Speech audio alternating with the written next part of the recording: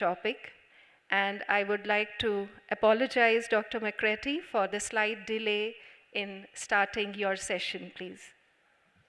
Great. Well, it's so wonderful to be here, and thank you for that very warm introduction. It's a true pleasure for me to be presenting to the Heartfulness Institute. Yes, it's maybe been too long coming for HeartMath, the Institute of HeartMath, and the Heartfulness Institute to kind of come together in the way I think that we're starting to. So I have 30 minutes, and I'm going to kind of take you through a very high-level journey, if I can, over 30 years of research in the heart and how the heart and brain communicate. So let me go ahead and bring up some slides here to help me with that. Okay, there we go. So hopefully everyone's seeing my title slide now, which I titled this "The Science of Heart Coherence," because that's one of our main areas of focus in our research. And a term we use a lot is coherence.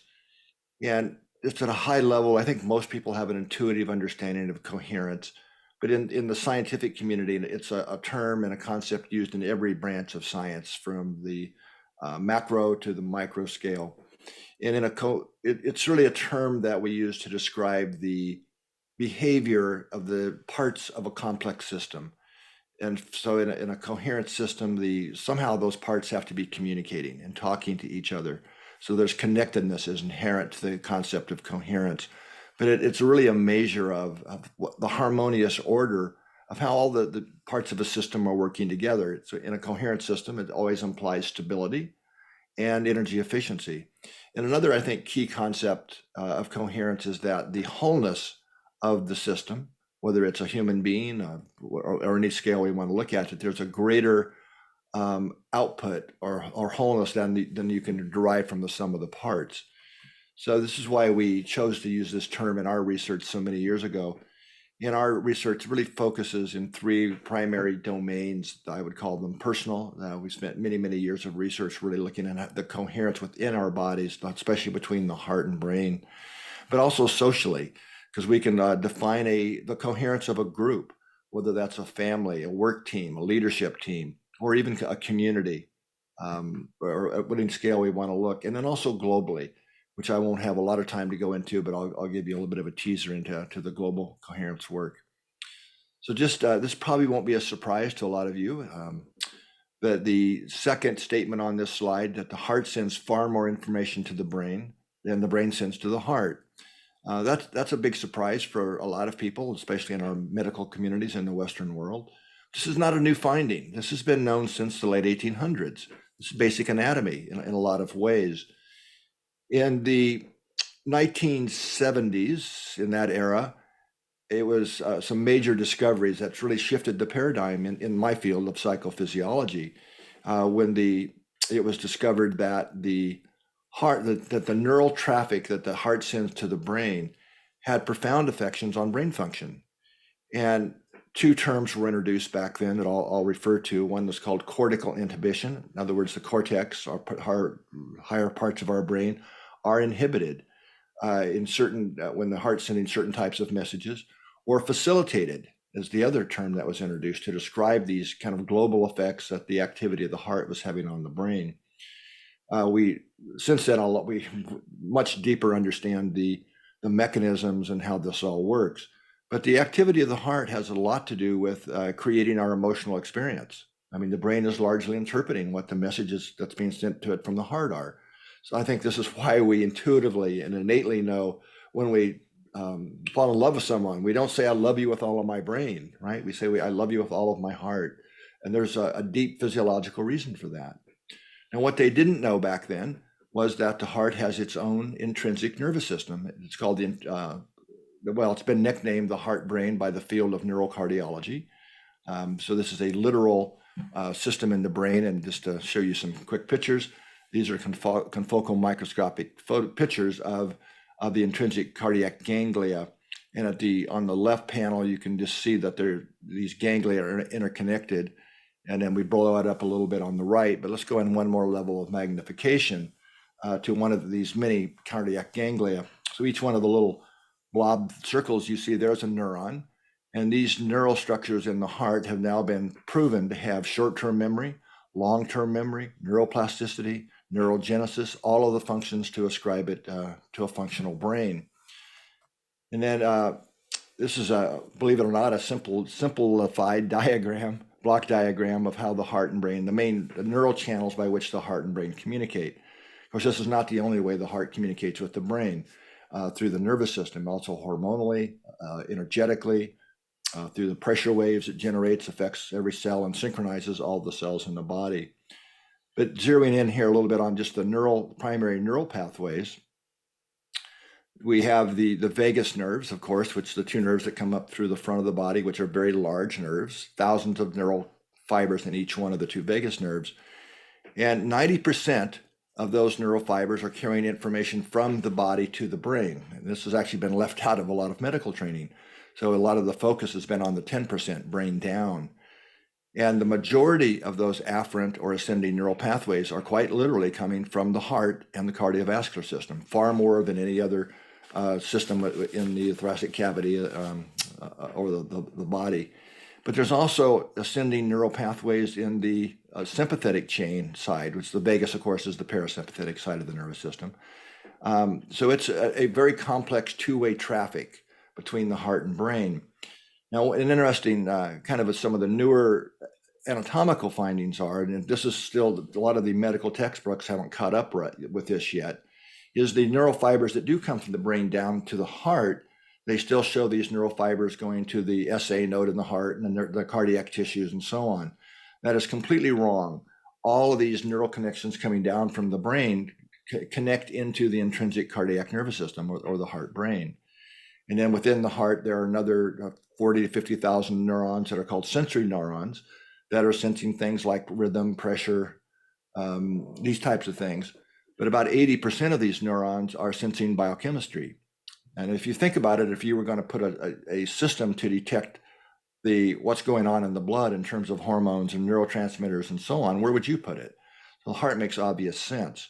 So all of that information is fed into the heart brain or the intrinsic cardiac nervous system, and then up to the brain in different neural patterns.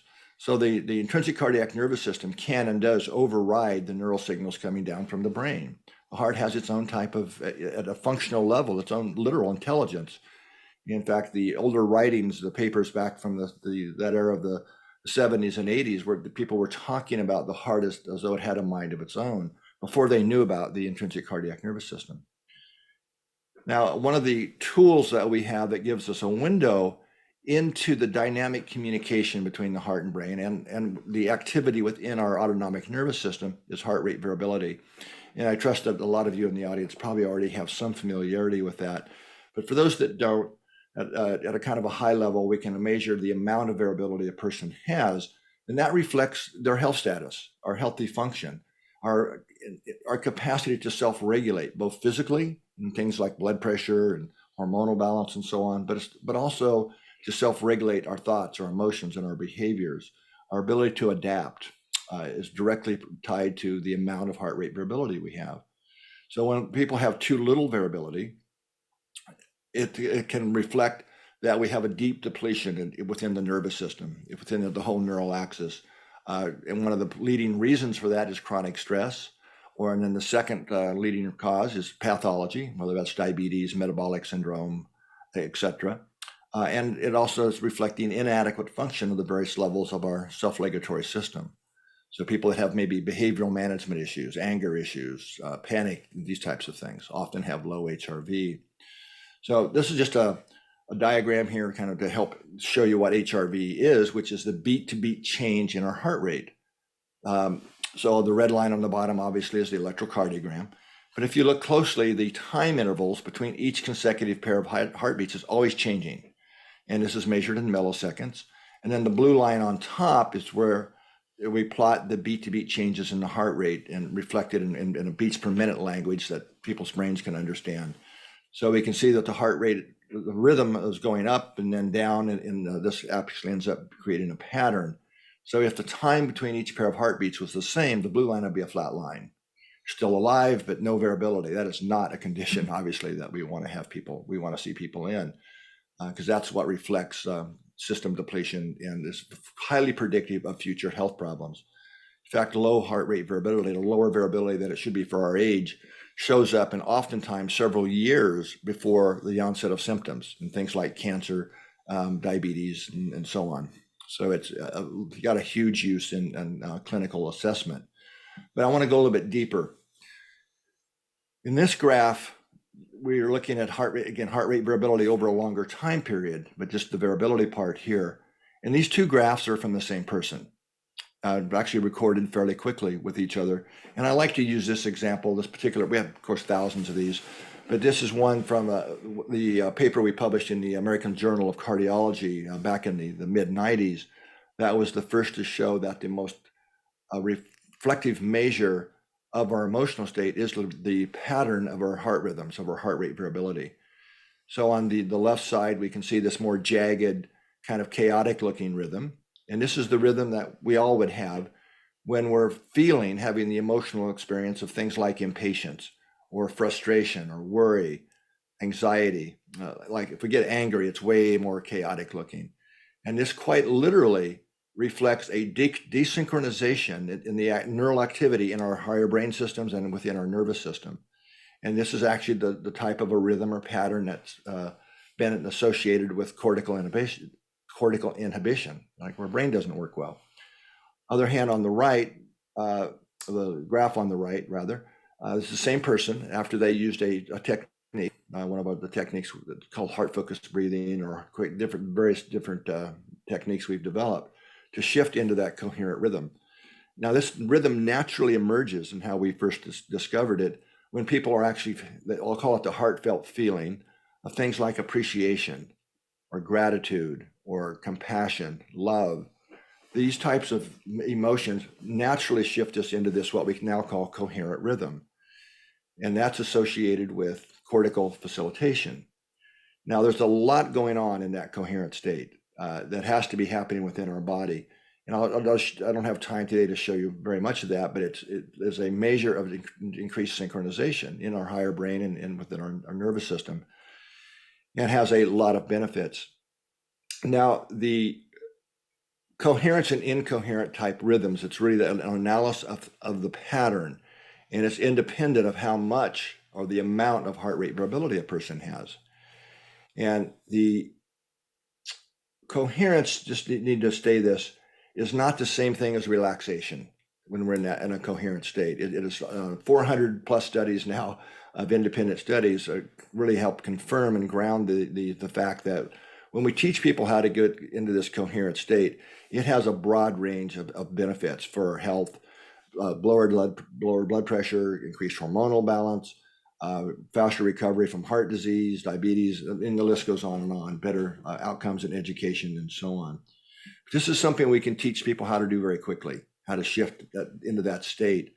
And we especially want to create those shifts in the moment when people are actually in more challenging situations where we really want our mental faculties to work well. Now, it took a lot of years for a lot of labs to sort out all the mechanisms, but at the end of the day, it's pretty simple of why the heart rhythms have such profound influences on brain function. So as I mentioned earlier, we have all the neural traffic coming up through the afferent or ascending pathways to the brain.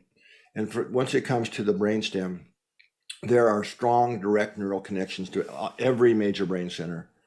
The one I'm going to focus on here is to the thalamus, which is at the very core of our brain. Of course, the thalamus has many roles and functions, but one of its really key functions is synchronizing globally the electrical activity of the neural systems in the entire brain. And in fact, it's the brain's ability to synchronize its own electrical activity that allows us to even become awake and conscious. These neural loops, as they're called, between the thalamic cortical loops, are critical for being awake and conscious. If those loops get damaged, like in closed head injury, things like this, and they get severed, that's people that are in a coma that can't wake up because now the brain can't organize its and synchronize its electrical activity. So when we're in one of those emotional states where we're feeling frustration or anger, these types of emotions which desynchronize our system, that is the neural pattern of activity going directly to the thalamus. And the simple way to understand this is it interferes with and inhibits the thalamus's ability to globally synchronize the activity in the brain, the entire brain. This is easy to measure in things like reaction times, coordination tasks, visual fields, these types of things. It's been done in labs all over the world now. However, the most important part of the brain that's affected is our frontal and prefrontal cortex areas. And one of my mentors, a very famous neuroscientist, taught me that the way to think of the frontal systems of the brain, what that really gives us is foresight, the ability to understand how our actions and behaviors now in the now affect the future. This is very different than memory of the past, hindsight. All right, so these neural structures have to be well synchronized to perform optimally. Right, so that's why when we're in an angry state or anxious or feeling overwhelmed, these types of states that desynchronizes, those systems are taken offline. That's why somebody, when they get angry, can often say or do something, say something to someone that they regret. Probably didn't even mean. It's kind of what you can think of it, why anger makes us say it like it is. It's why anger, these types of emotions, frustration can just make inefficient choices. It kind of makes us stupid. Whereas if we're able to shift into a coherent rhythm, that actually facilitates global synchronization above and beyond our normal walking around states. So we have more options available, able to take that inner pause, listen to the messages our deeper heart sending us, and so on. So, but there are also many other neural pathways like to the amygdala. So the pattern of the rhythms is having a lot to do with creating our emotional experience and so on. So this synchronization that I'm talking about is something we can measure. We developed processes for literally measuring how synchronized the heart and brain is. And all of our neural rhythms of the brain, whether it's the alpha rhythm, theta rhythm, and so on, are all to various degrees naturally synchronized to the heart, to the cardiac cycle.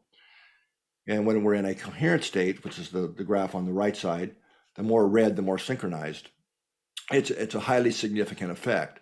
So it's to really perform optimally, it really boils down to getting the heart and brain synchronized. Okay, so that's something that we can teach, and many different studies have been done, and there's over 400 studies. I'm not going to try and go through all that on health outcomes, but in terms of brain function, just coherence training and that increased synchronization is related to, I think, most importantly, our ability to self-regulate, to really make better choices, but long-term memory, short-term memory, focus, faster reaction times. So we work a lot in athletic circles, Olympic athletes, professional athletes, but all across the board, faster because of the faster reaction times, but higher test scores in children in schools, and improved ability to learn are all directly associated measurably with that increased coherence. Looking here at just about 12,000 people pre-post going through some of our trainings that teach people how to get coherent throughout the day. And this is primarily healthcare workers. This is doctors and nurses and a lot of our larger hospital systems here in the United States. So you can just kind of see some of the results here just after 6 weeks. I mean, pretty big reductions in exhaustion and being tired, depression, anxiety, and so on. And those results are sustainable. Because what we talk a lot about here is how the brain works. It's what we call a baseline shift, where getting our system more in sync becomes a new automatic because we've retrained the brain and nervous system for coherence to be a familiar state, which then allows us to self-regulate better. I also want to kind of shift gears a little bit, and I'm sorry, if I had more time, maybe I'll get invited back someday and we'll do a whole presentation just on this topic. One of the things that we heard the most from people, thousands of people literally, after they learned the self-regulation techniques of how to become more coherent, is that their intuition was noticeably, radically increased. And then the second thing that people normally say is, and then synchronicities, they've come to expect them in a way.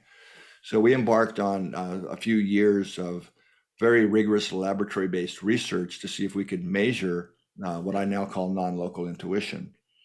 And the results of these studies are really summarized here in this one statement. The heart is the first to receive the intuitive information before you can measure any other changes in the body or the brain. The heart sends a measurably different neural signal to the brain, and we use a technique called heartbeat evoked potential analysis to trace that ascending information, both in location and in time, how it travels through the different areas to the brain. So we can clearly see in these types of studies that heart sends a different neural message to the brain, and then you have a body response. So the gut gets the credit oftentimes, but it's the real flow of information is heart, brain, body. Then it becomes a conscious or felt feeling. So the way I got this published back in the first studies, back in the late 90s, was to talk in peer-reviewed papers, scientific journals, was to say that the heart appears to have access to a field of information outside the boundaries of time and space. Now I've come out of the closet more since then, and so what am I talking about, or what are we talking about when we think of a field of information that's not bound by time and space? I would say it's the term I like is the energetic heart. It's been called the spiritual heart for many thousands of years. So I'm just saying this is something we can now measure. And these types of studies are really supporting what the world's great religions have all said all along, that the heart really is that access point to greater wisdom, intuition, courage, these types of deeper understandings.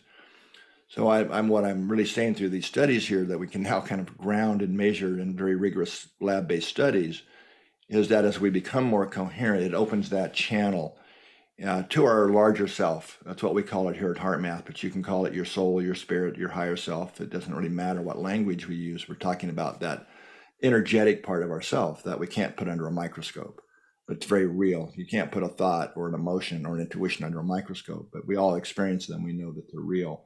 But we can measure how they manifest in our brain and nervous system and heart. So we call this heart intelligence here at HeartMath. And so this is a quote from the founder of HeartMath. So he says, picture heart intelligence as the flow of awareness, understanding, and intuitive guidance that we experience when the mind and emotions are brought into coherent alignment with the energetic heart. This intelligence steps down the power of love from universal source into our life's interactions in practical, approachable ways, which inform us to a straighter path to our fulfillment. Now, I just summarized about 3 years of research studies there, but that's what these types of studies show. And this is all published in peer-reviewed journals if you want to, anybody wants to dig deeper into that. Now, another kind of direction shift on you here that a lot of people find really compelling of our research is, let me start this by saying this. When we put electrodes on the body to measure the electrocardiogram or on a person's head to measure brain waves or the EEG, what is being measured by those electrodes is the flow of current. I mean, that's why it's called the electrocardiogram. But physics 101, whenever we have a flow of electrical current, we also generate and create a magnetic field. Now, the electrodes don't measure that. They don't see that. That requires another device called a magnetometer. So one of the qualities of magnetic fields is they easily go through things, like the skin, right? And they easily radiate external into the environment. In fact, this is why cell phones work. It's the magnetic component of the field that goes through the walls, so we can, that's why our phones work indoors. It's because of the magnetic field. And how do I know this? Well, it's something we can measure. We can take a probe, a magnetometer, and measure the heartbeat, the heart's field, many feet from the body. And the actual shape of the field is like you see on this image here. It is this toroidal or figure 8 type field. That's quite literal. That's the shape of the field. Like, it's interesting. I have a book on my shelf back here on bioelectromagnetic medicine, where they actually measured the field external to the body and got it right, the shape and everything, in 1886. So a lot of this has been known for a long time. Now, what we did was, I used to be a communication engineer in my previous career, was use the same techniques I would have used, that I did use back then, to decode the information being carried by a radio transmitter or something. And so we can do that, and I'll show you that in the next image. But so we can think of this quite literally as a personal field environment that we radiate. So when we look at the information being carried by the heart's field, we can see that it actually directly relates back to our heart rhythm patterns. But the way to think of this is vibrational information patterns being carried by the field that look very different and dependent upon our emotional state. So we can now measure the field externally to the body with these magnetometer probes and tell with about 75% accuracy what somebody's feeling, their emotional state. And as it happens when we're in a more coherent state, which is associated with appreciation and love, we are also radiating a more coherent signal into the environment versus in those incoherent states associated with anger and frustration and so on. So we can now measure this, actually measure the information. And that was a relatively easy next step to ask the question, well, so what? Is our nervous systems like big antennas that are sensitive to this information? Are we detecting it and responding to it? The answer is clearly yes. And again, many studies have now, or a number of studies have been published on this very thing. And this was one of the earlier studies where 40 people were divided into groups of 4 and around a table, right? And their physiology was being monitored. And one of the participants was naive to the real purpose of the experiment. And the other 3 were trained about 2 weeks how to shift into coherence, and you had some technology to give them feedback to really help them learn that very quickly. And it was a very well done study, but there were many steps to the protocol. But basically, when the 3 others were signaled to shift into a coherent state in a way that the other person didn't know what was going on, there was overall a highly significant and measurable lift in the coherence of the person who didn't know what the real experiment was. So this was one of the first studies showing that well, let me say this another way. What we feel inside doesn't stop at the skin. We are constantly broadcasting it, and it has measurable impacts on those around us. And when we're in a coherent state, that helps, like I'm saying here, lift others into a more coherent and balanced, centered state. I mean, it's not, you can't force people to do it, but we create a field environment that can help lift people into this more balanced state.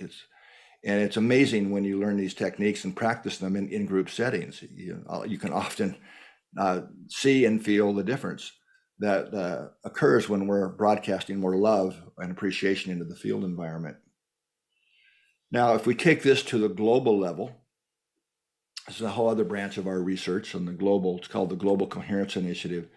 And this is a science-based project where we have a lot of collaborators around the world, and hopefully the Heartfulness Institute will become one of our collaborators in the near future here.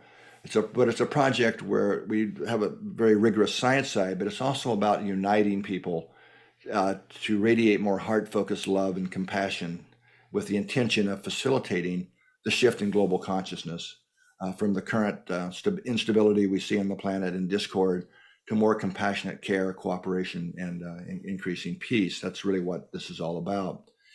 And I certainly don't have time to go into all that. That would be its own hour presentation to do this. But as part of it, we have put magnetometers that are designed to measure the Earth's magnetic field, the resonant frequencies and the vibrating field lines of the Earth around the Earth in a lot of sites in places like Saudi Arabia and New Zealand and Lithuania and Northern Canada and so on. And we've published quite a few studies on this in recent years, but I thought this might kind of highlight things for you. It's a study we just published a few months ago where we had groups of people around the Earth in California, Lithuania, New Zealand, Saudi Arabia, and England, the UK, wearing recorders that record the heart rate variability 24 hours a day, right? So, and they wore these recorders for 2 weeks, or 15 days actually. And one of the aspects we were able to measure this was how synchronized are people's heart rhythms with the resonant frequencies in the Earth's field. And as it turns out, there's an exact overlap of one of the primary field line resonances of the Earth is exactly the same as the rhythms of the heart when we're in that coherent rhythm. It's called 0.01 hertz, 0.1 hertz frequency. So we were able to measure all the individuals and at the group level how in sync they are with the Earth's field. And that's the data I'm showing you here is the group level data across each of the days. Now, in the day where you see the big green vertical bar that rises above all the others, that day, all of the group members participated in a 15-minute heart meditation. We call it a heart lock-in, where you really shift into that coherent rhythm and then radiate love and appreciation to yourself, but in this case, to each other, all the other people in these groups around the world. They just did that for 15 minutes. And what this data is showing us, just being in that coherent state, while they were in that state, we measured their coherence. We saw a significantly increased synchronization, heart-to-heart synchronization amongst all the group members. That's pretty cool to begin with, but the big surprise came when we looked at the next 24-hour period of being in sync with the earth. And that's what these green bars on that day are showing us, is a highly, in all the groups, every single group was a significant increase in being in sync with the fields of the earth, just from being in a heartful state for 15 minutes. And I think it's relatively easy to understand why it's a good thing to be in sync, with each other and the earth. But more and more studies are now emerging that are really showing us how and why that's so important for our own health, our connectivity to others, how we get along with others, and so on. And this is really new science. We're really just beginning to understand the importance of this and the depth of synchronization that we have. I mean, I can't tell you how many times in my life I've said, well, on some level, we're all connected, right? So this is science that's really starting to ground that and show how we are fundamentally synchronized with the earth and way past what I would ever have believed to be happening.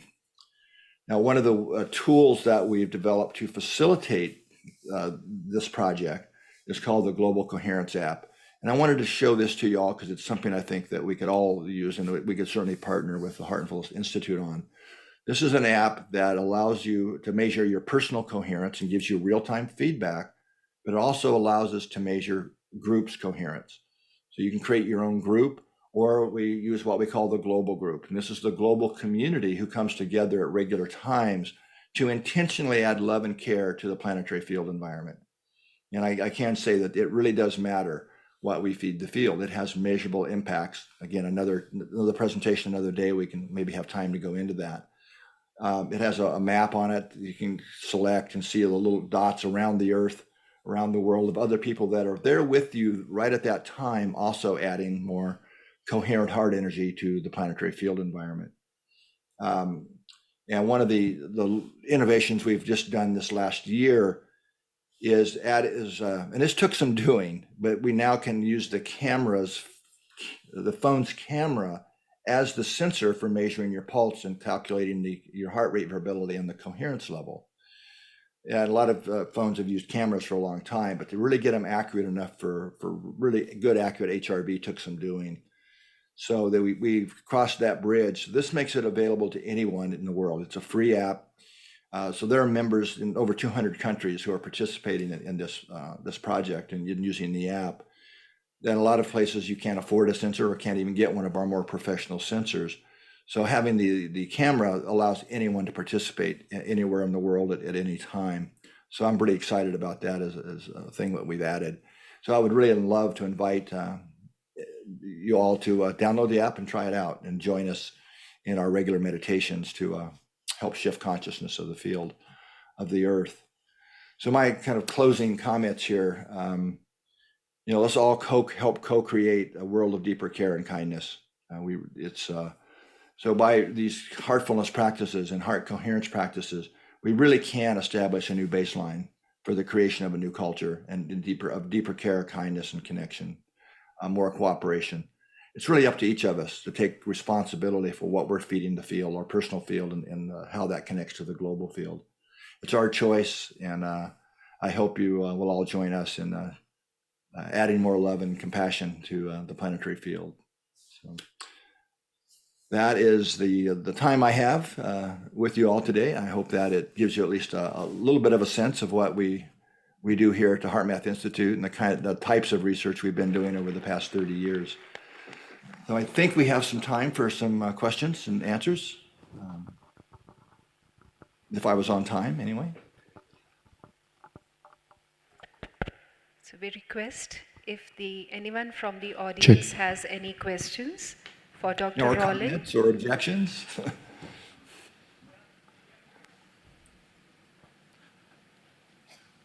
Here it is, sir. Thank you, sir, for inviting the question.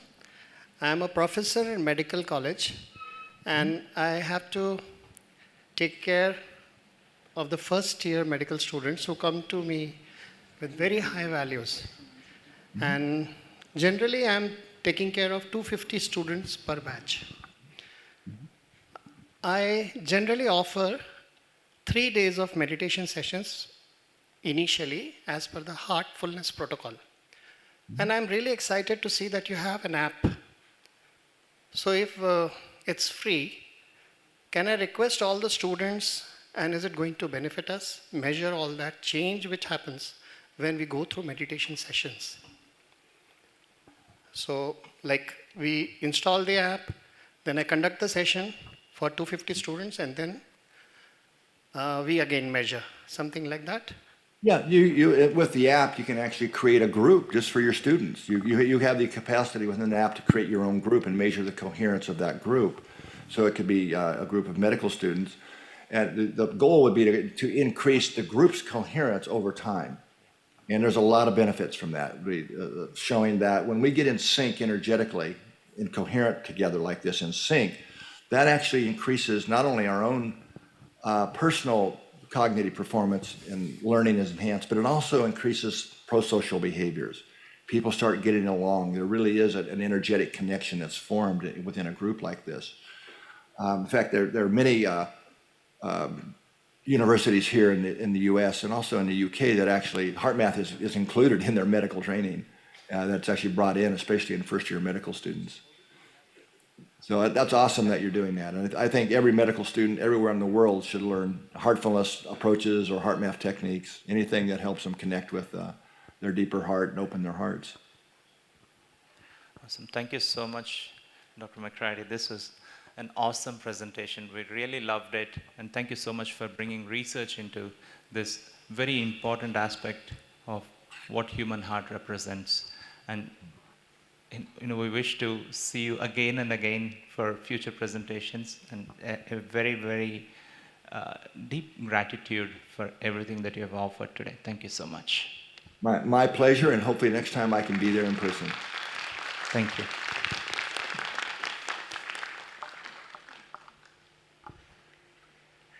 Thank you very much, Dr. Rollin, for such an interactive session and for sharing your valuable insights and research on the coherence, heart coherence. Thank you very much for joining us.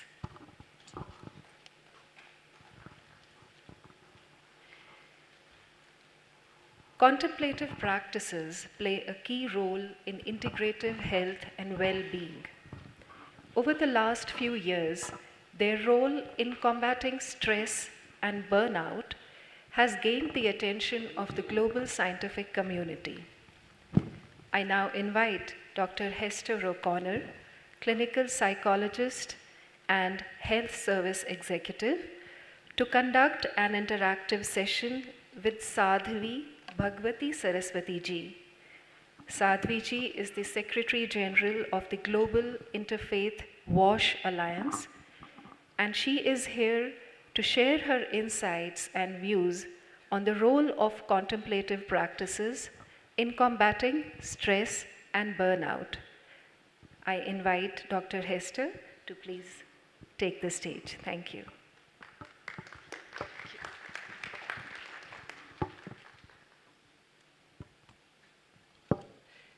Good morning, everybody, and it's lovely to see everybody, and it's such a delight to be here in Kanha. And I hope you're enjoying the lovely atmosphere. And what I imagine is that it's only when you leave that the effect of the atmosphere you'll really feel the effect of the atmosphere here. So it's my great pleasure to meet and interview Dr. Sadhvi Bhagwati Saraswati.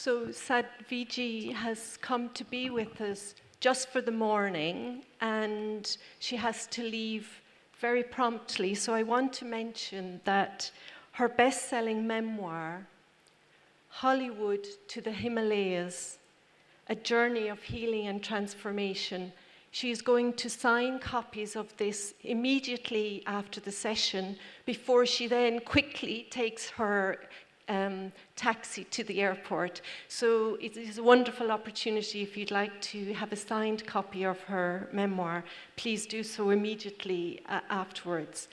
So because of the time, I'm going to turn to you, Dr. Sarawasti, and ask you this question. Yeah. Yeah, shall I? Okay. So she's a renowned spiritual leader, author, motivational speaker, based in Rishikesh, in the foothills of the Himalayas.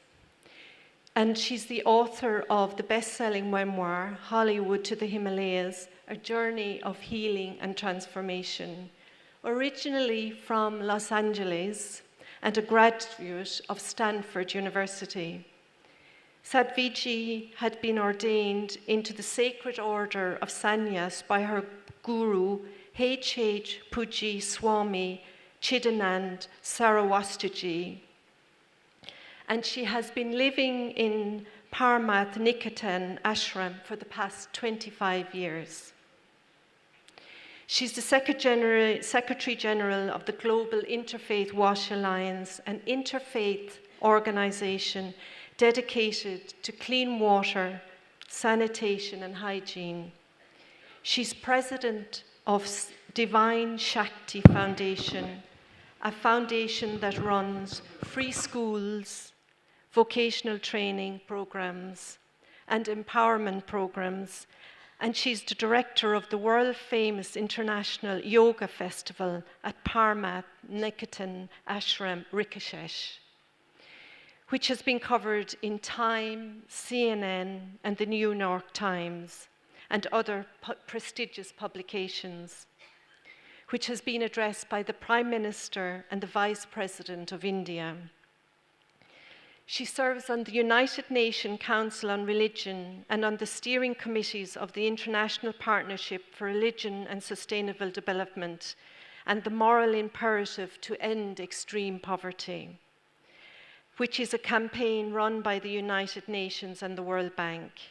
She was awarded the Lifetime Achievement Award by the US President Joe Biden for her lifelong commitment to volunteer service. She's also the managing editor of the monumental project of the 11-volume Encyclopedia of Hinduism.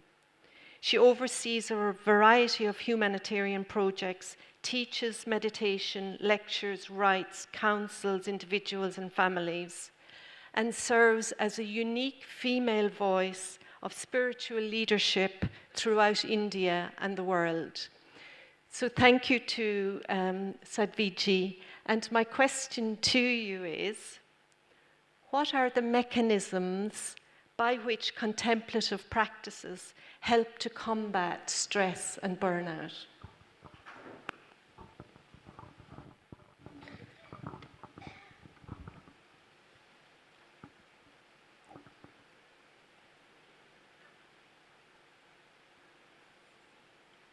It's such a beautiful blessing to be here and a beautiful joy to be here. And I'm only sorry that the hours that I have in this beautiful environment and really critical conference are so short.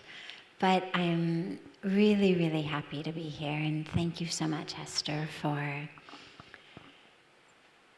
guiding this session. And our contemplative practices are really, to me, and in what I've seen in the last now 26 years living in India in the foothills of the Himalayas, they are the key to everything that ails us, stress, burnout, and everything that's caused by those, as well as everything else. The dilemma is that we are now in a situation where stress has become the new normal. Now, COVID didn't create stress. We were talking about stress management, stress alleviation, long before COVID. But what COVID did was it exacerbated it. It gave us new things to worry about. But it's been there for a long time, and it's been the new normal for a long time. If you say to anybody, how are you? What we're gonna get is, oh my God, I'm so stressed about this. Oh my God, I'm so stressed about that. And then you say, yeah, me too, I'm so stressed about this and that. The only thing that seems to differ is what we are stressed about, but everyone is stressed. And if you're not stressed, that's almost seen as a problem. And the dilemma with that is that we don't treat it because we think it's normal. Here we are in a conference on health and well-being, so I'll give an example related to that. Let's say I wake up in the morning and I take my temperature, and the temperature says 102 degrees. Well, what does that mean? I've got a lot of doctors and health practitioners here. It means there's an infection in my body. Could be bacterial, could be viral, could be something else, but there is an infection that needs to be treated. There is something wrong. Now, how I treat it, Ayurveda, allopathy, naturopathy, just rest and khichdi, whatever it may be, but I understand this needs to be treated. Why? Because I know that 102 is abnormal. Because everyone else I talk to, their temperature is 98.6. But if I wake up in the morning and I take my temperature and it's 102, and I ask everyone else, what is your temperature? And they all say 102, then I'm not going to treat it because I no longer think there is a problem. Now, the infection is still ravaging my body, whether it's also ravaging everyone else's body or not. It's still ravaging mine. But I'm no longer going to treat it. And this is the dilemma of where we are now, is that we've accepted that stress is just kya kare, it's a part of life. And this is where we need to really begin, because it is not normal. Simply being common doesn't mean something is natural. The reason that we are so stressed is because we falsely identify as this physical body. Its size, its shape, its color, its role, its job, its title, its rank on the career ladder, on the social ladder, on the popularity ladder. And when we identify as the physical body, we suffer.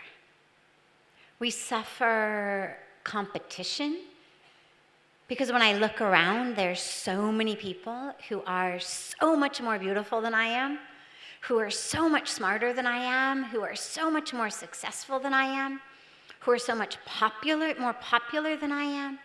Whatever scale you are using for your life, there's always going to be so many people out there who on that scale are doing so much better.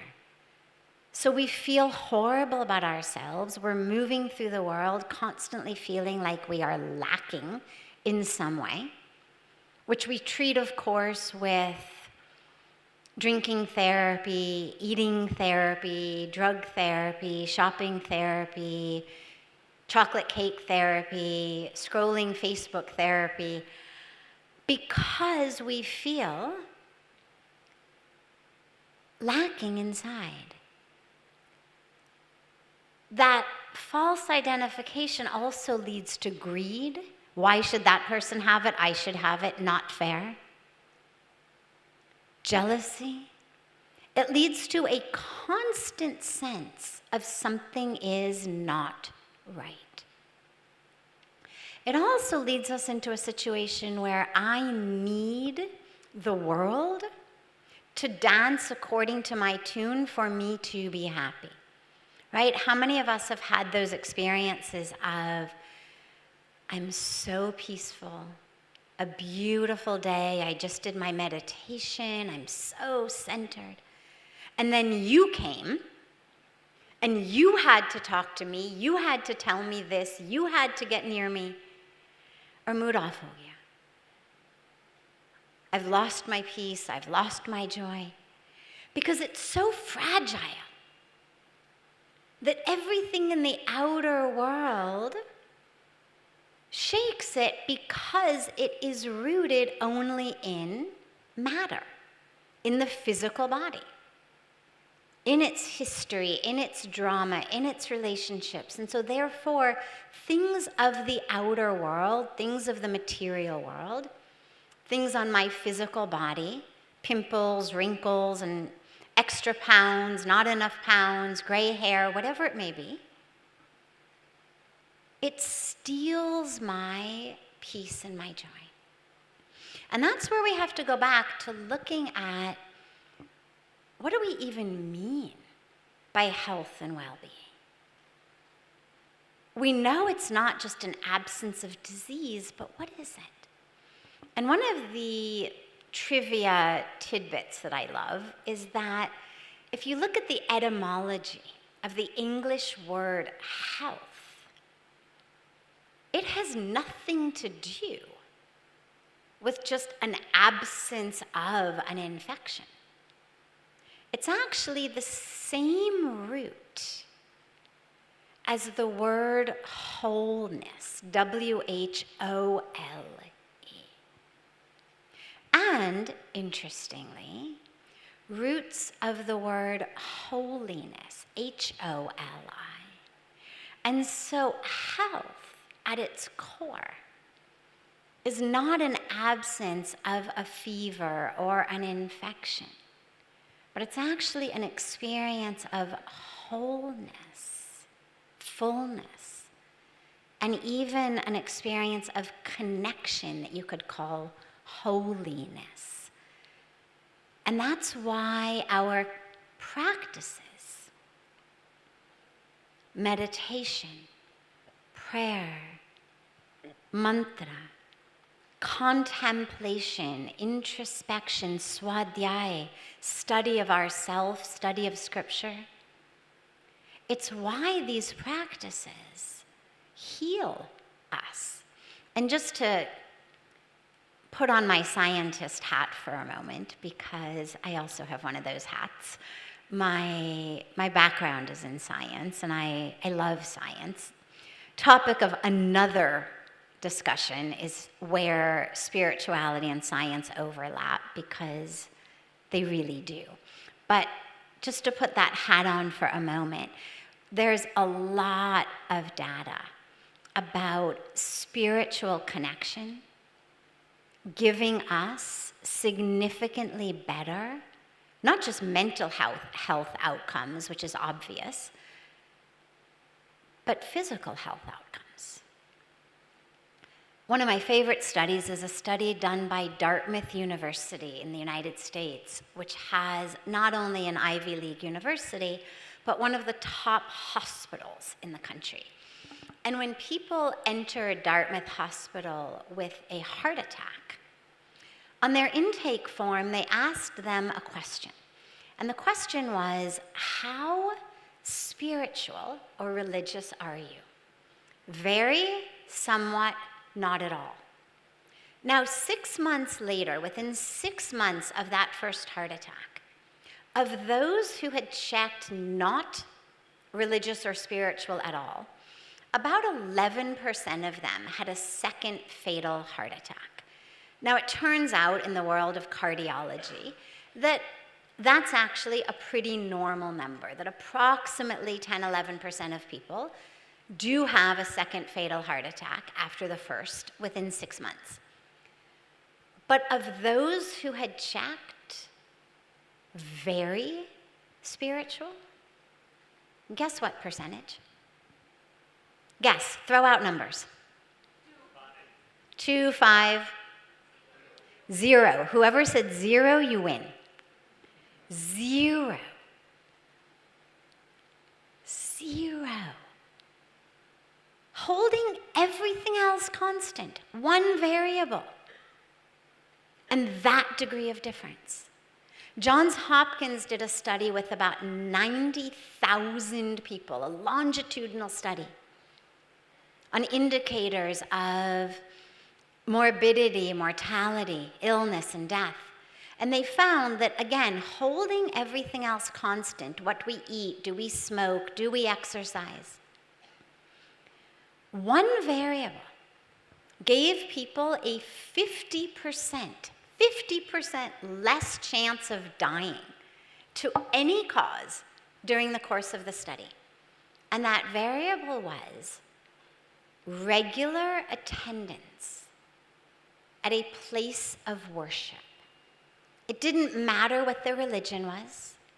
It didn't matter whether it was an organized religion or not. All that mattered was that people were regularly going somewhere that connected them to that which was holy, sacred, divine in their life. And the more people went, the more frequently they went,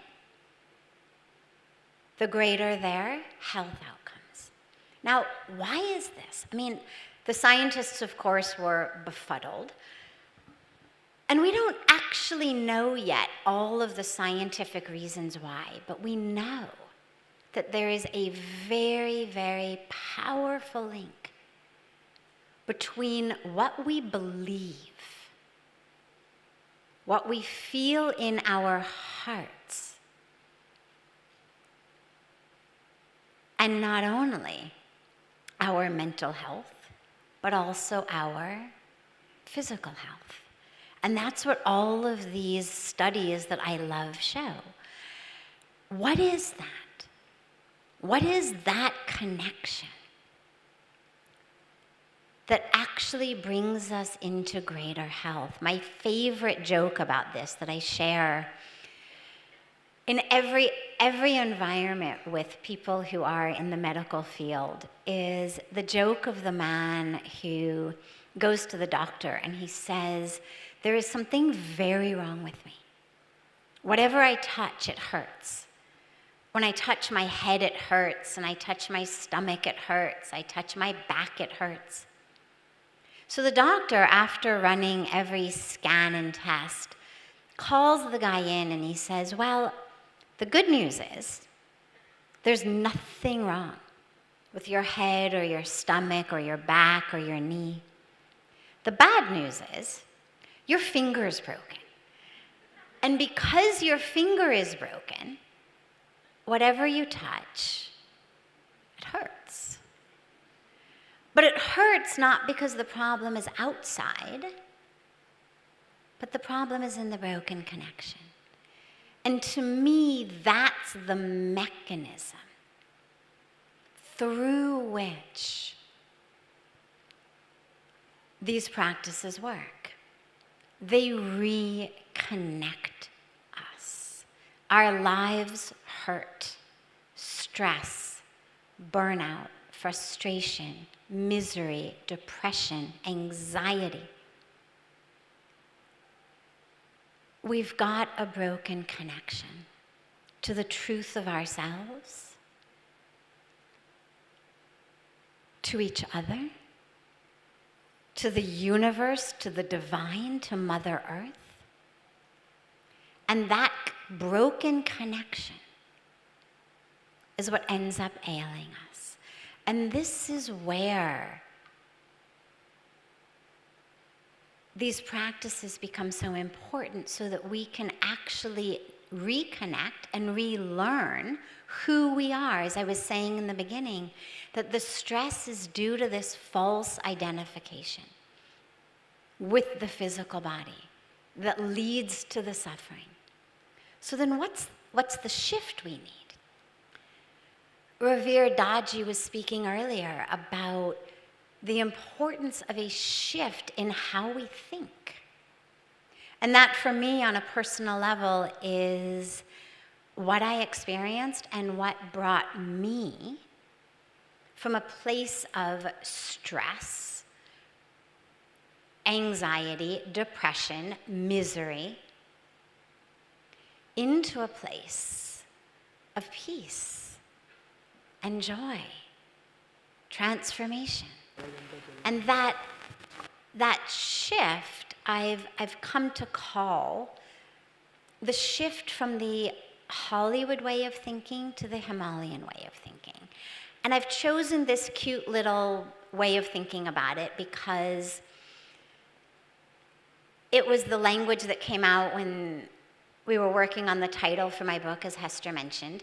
But I've realized as the time has gone on that it really is a beautiful way of summing it up. So the Hollywood way of thinking is that problematic, stress-inducing way that says you are your body. How much it weighs, what its age is, what its color is, what its career is, how much it makes, how popular you are, how successful you are, the clothes you wear, how you look in the clothes you wear, your relationships with others, who's thinking what about you, samne wale kya soch rahe hain. That's all of the body. And it leads to this constant stress about the physical body, its beauty, its strength, its youthfulness, but it leads to the suffering in the mind. Because if I only am this body, then I am its history, I am everything that's happened to it, all the ways that I've been abused, cheated, lied to, betrayed, harmed, knowingly, unknowingly. And as I carry those grudges, that pain, that identity, I suffer. And the Himalayan way of thinking says, you have a body, but you're not the body. You are soul, you are spirit, you are consciousness, you are love.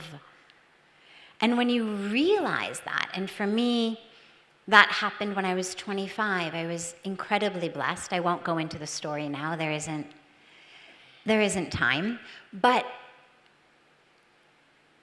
standing on the banks of Mother Ganga on what I thought was just going to be a very short trip to India, short adventure backpacking trip to India, in the midst of my PhD program in psychology, in that experience,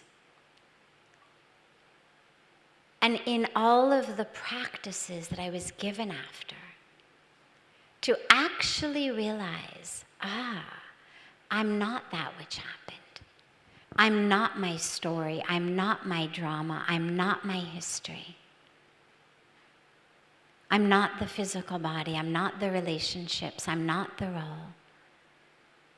I'm soul, I'm spirit, I'm love, I'm consciousness, I'm one with the divine. That's the healing. And what most of us do is we take pills, or we numb ourselves, as I was saying, with alcohol, drugs, chocolate cake, Facebook, shopping. And obviously that all wears off very, very quickly. But the beauty with these practices is, once you see the truth, you are transformed. The lion who thought he was a sheep and spent his whole life afraid of lions, of wolves, when that lion looks in the river and sees that it actually is a lion, not a sheep, he doesn't forget that. He doesn't go back to cowering like a sheep. He knows, and suddenly that mindset shift has been full. Think about it in another way. Think about being really stressed about something in the office. Somebody is being really annoying, obnoxious. They're stealing your work. They're not giving you credit. They're sabotaging you. And you're worked up about it. Comes to you in your meals, your sleep. You're constantly feeling yuck because your mind is just always stuck with that person. Or it could be a family member. But somebody's just acting in a way that's causing you stress. They're not treating you the way you'd like to be treated. They're not speaking to you the way you'd like to be spoken to. They're not acting the way you'd like them to act. Now imagine, God forbid, but just imagine it for a moment, that your mother or your father or your husband or your wife suddenly died. Okay? Now, are you still stressed about that person at the office? Does that person at the office occupy even one iota of your mind? Now, it's not just that you've been distracted. It's not that the death of a loved one simply fills my mind up with distraction. It's that suddenly, this doesn't matter over here. It's totally irrelevant. Because suddenly I have come face to face with the greatest truth of life, which is that we are all walking toward death, and it could happen any minute, any moment. Take a positive example. You fall in love. Suddenly, you fall in love. Or you have a new baby, or you have a new grandchild. Something happens in your life that sparks that divine connection. And again, you're no longer worried about the guy in the office. Tika, let him steal your work. Who cares? It's not worth the mental stress and anxiety because you have come face to face with something much deeper, much realer. Love, oneness. And this is where all of these practices, whatever our practice may be, when we close our eyes to meditate, whether we meditate on our hearts, whether we meditate with a mantra, whether we meditate on our breath, whether we do japa, whether we do it through so many other ways, through study of the scriptures, through our own introspection, contemplation, or some beautiful combination of all of these different practices. They show us something much deeper, realer, fuller, truer. And so suddenly that stress just dissipates. And lastly, so much to share, but time is really short.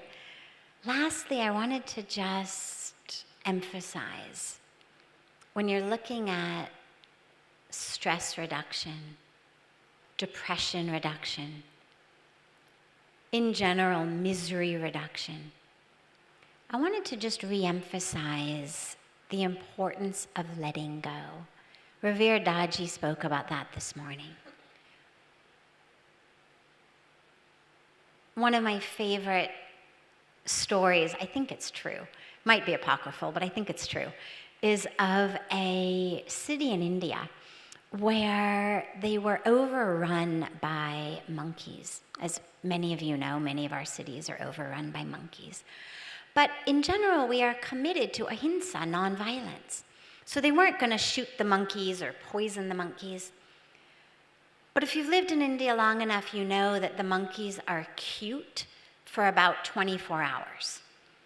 I always tell everyone who comes to our ashram in Rishikesh, take whatever pictures of the monkeys you want in the first 24 hours, because after that, you will not be able to conceive of why anyone would actually want to take a picture of a monkey, because they become local pests and nuisance.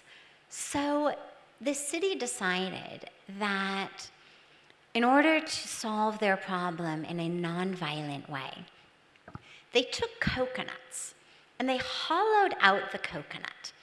And inside the coconut, they put something that monkeys love, a piece of fruit, a sweet. Now look at the brilliance of this. They made the whole of the coconut just big enough for an empty hand to go in, but too small for a closed fist to come out. So the monkey would reach in, grab the sweet, and then try to pull its hand out, only to discover that it was stuck in the coconut. Now, when you've got 4 legs and one of them is in a coconut, you can't run, you can't climb trees, you can't swing from branches. So they were very easy to be captured by the monkey catchers and taken back out into the forest. Now, we would like to think that since we know Darwinianly, monkeys are kind of our closest DNA relatives, that they would be smart enough to let go of what they had grabbed on, pull their hand out, and be free. But they didn't. And so it became this perfect monkey catching technique. Now, I love that because it's actually exactly what we do, and it's what keeps us stressed and miserable.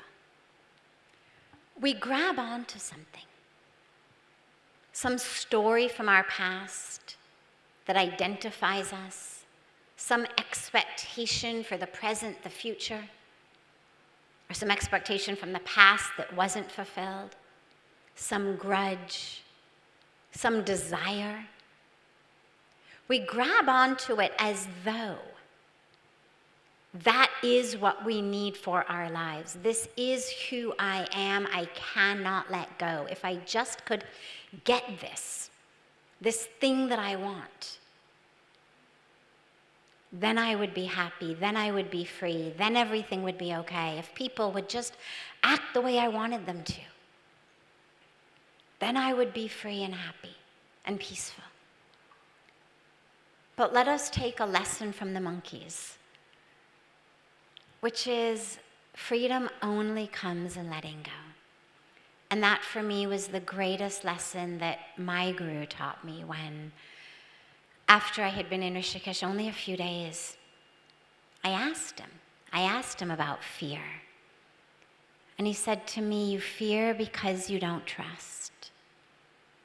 And I gave him my story of why I don't trust, what I had suffered, my challenges, my difficulties, my negative experiences. And he told me to go stand in Ganga and to give it to the river, to let it go. Now, I was a psychology PhD student. I was like, rivers don't sweep away your problems. There's a process. I have to go through this and that and this therapy and that therapy. And he said, just give it to Ganga. And to make a very long and very beautiful story very short, it worked. And I sit here today as someone to tell you it can be done, and it works. And if you can just let go of that which you are holding on to that is making you stuck, that grudge, that expectation, that attachment, that identification, your peace and your joy and your freedom is there in letting go. That was a very critical thing that Puja Daji spoke about earlier today. I've seen it in my life, and I've seen it in the lives of so many people. We are stressed because we are stuck in a coconut. Whether it's our job, our money, our popularity, whatever it may be that we are stuck in, those stories. By letting go, we get free. And by letting go, we allow ourselves to go deeply inward. That shows us who we are. that isn't the physical body, that isn't the stories. And that's when we really find that true health and well-being, that wholeness and holiness. I wish we had all day to be together, but I have a flight to catch. You have so many other amazing speakers to hear from, so I will end it here with deep, deep gratitude to my sister Hester, to all of the amazing organizers, of course, to our beloved Puja Daji, and to the entire Heartfulness family for bringing us together.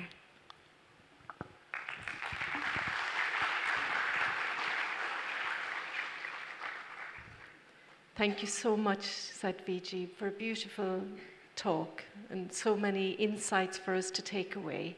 So I invite you, if you would like to have a signed copy from Hollywood to the Himalayas, that you can get it signed now with Dr. Satviji. Thank you so much again.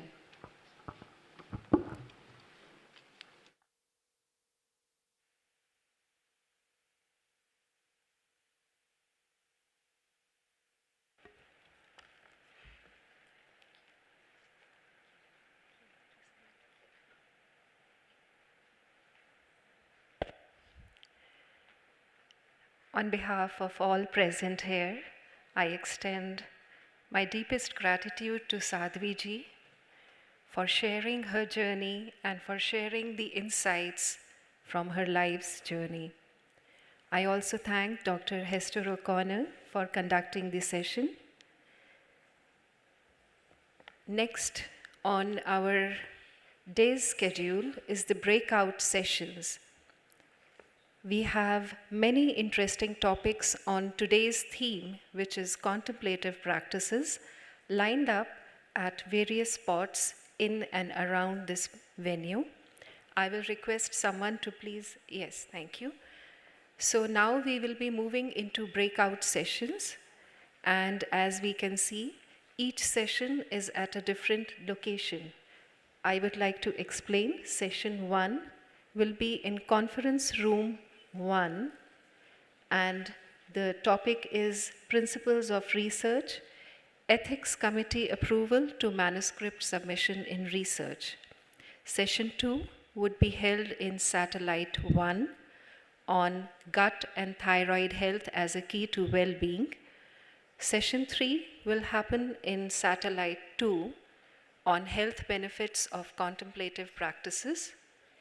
We have session 4 here in the auditorium itself, where we will have oral abstract presentations by researchers who are attending the conference today. Session 5 would be in N4 on tips for a good night's sleep, and session 6 would happen in S3, where we will introduce our delegates, participants, and guests to Heartfulness Polarity, which is a healing therapy of heartfulness. So I now invite all the delegates and participants to move to the breakout sessions. You are requested to please attend the sessions. Thereafter, we will have the lunch break, and we will reassemble here in the auditorium at 3 p.m. So after the breakout sessions, we can move directly for lunch. For lunch, I would like to announce the venue for the lunch. All our dignitaries, presenters, and SPOCs will have their lunch at the banquet hall, which is at the rear of the auditorium itself. And I will request participants and volunteers to please move for lunch to N3 Satellite, which is adjacent to the conference hall. So it is right next door. So participants and volunteers at N3 Satellite, and dignitaries and presenters at the rear of the auditorium. This is after the breakout sessions.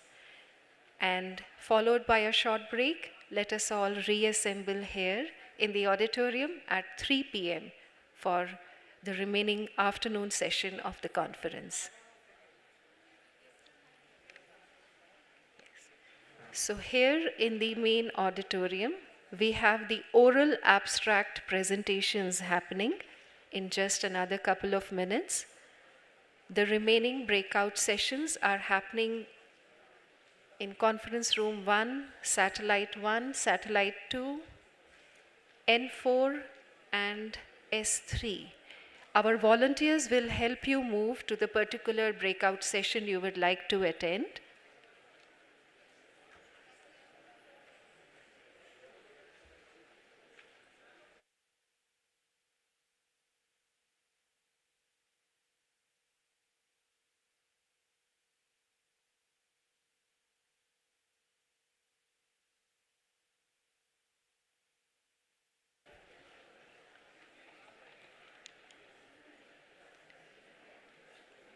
This is also an announcement for those who would like to register on the spot. In case you have not registered so far and you would like to register on spot, you may do so with payment at the registration counter outside the auditorium between 1 and 2 p.m. today or after the breakout session gets over. The registration for delegates will be open throughout the 3 days of the conference. In case you haven't registered so far, you may kindly do so at the registration counter today, right after the breakout session.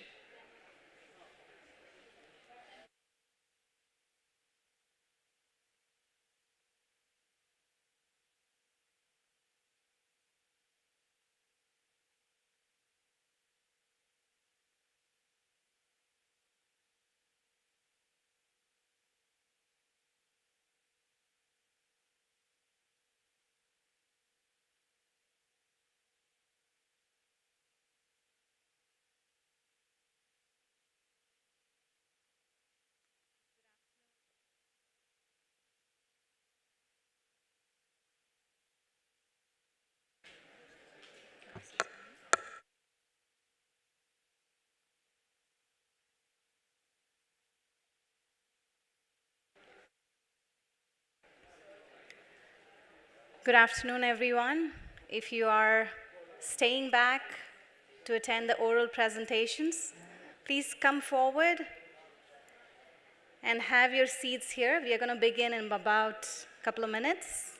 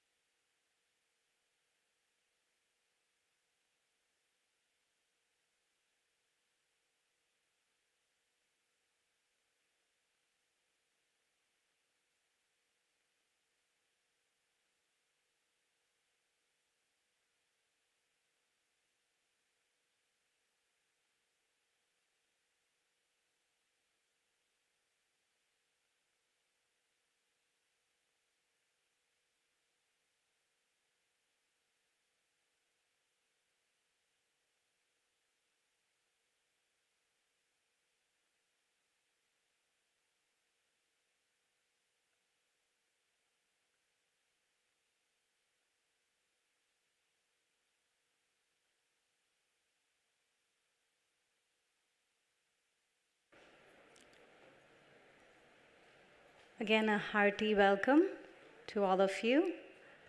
Thank you for joining today for our first day of the Integrative Health and Wellbeing Conference. If I may request all the presenters who are presenting today to be in the front so that I can call upon you when it's your presentation. So I have Shivanand B.S., Dr. Mansi Thakur, Dr. Nishant Vyas, Pujita Kunati. If you can have a seat in the front, please. Thank you. Jivita Ramesh and Peter Theobald.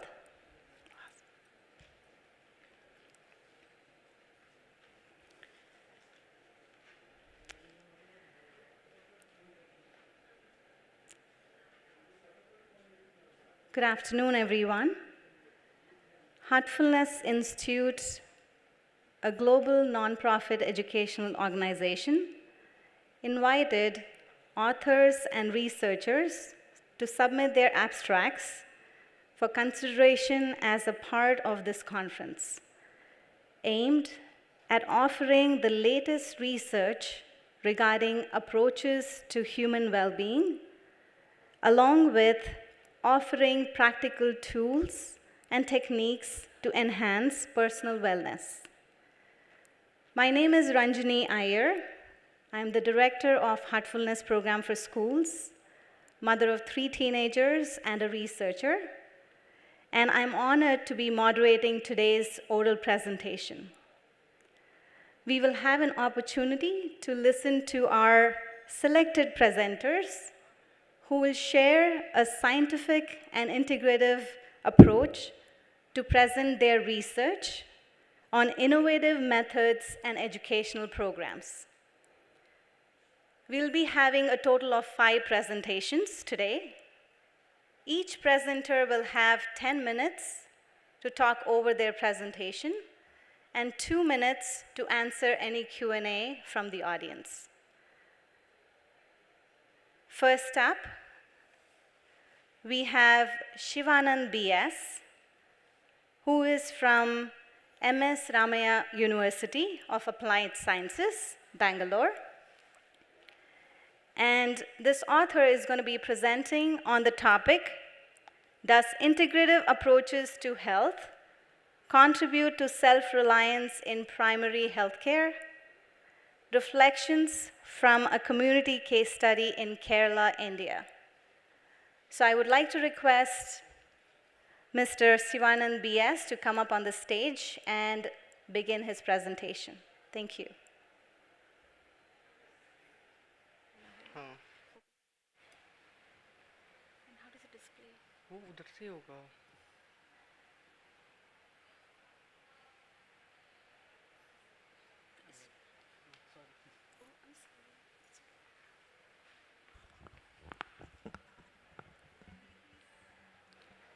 Can we please connect the presentation to the projector?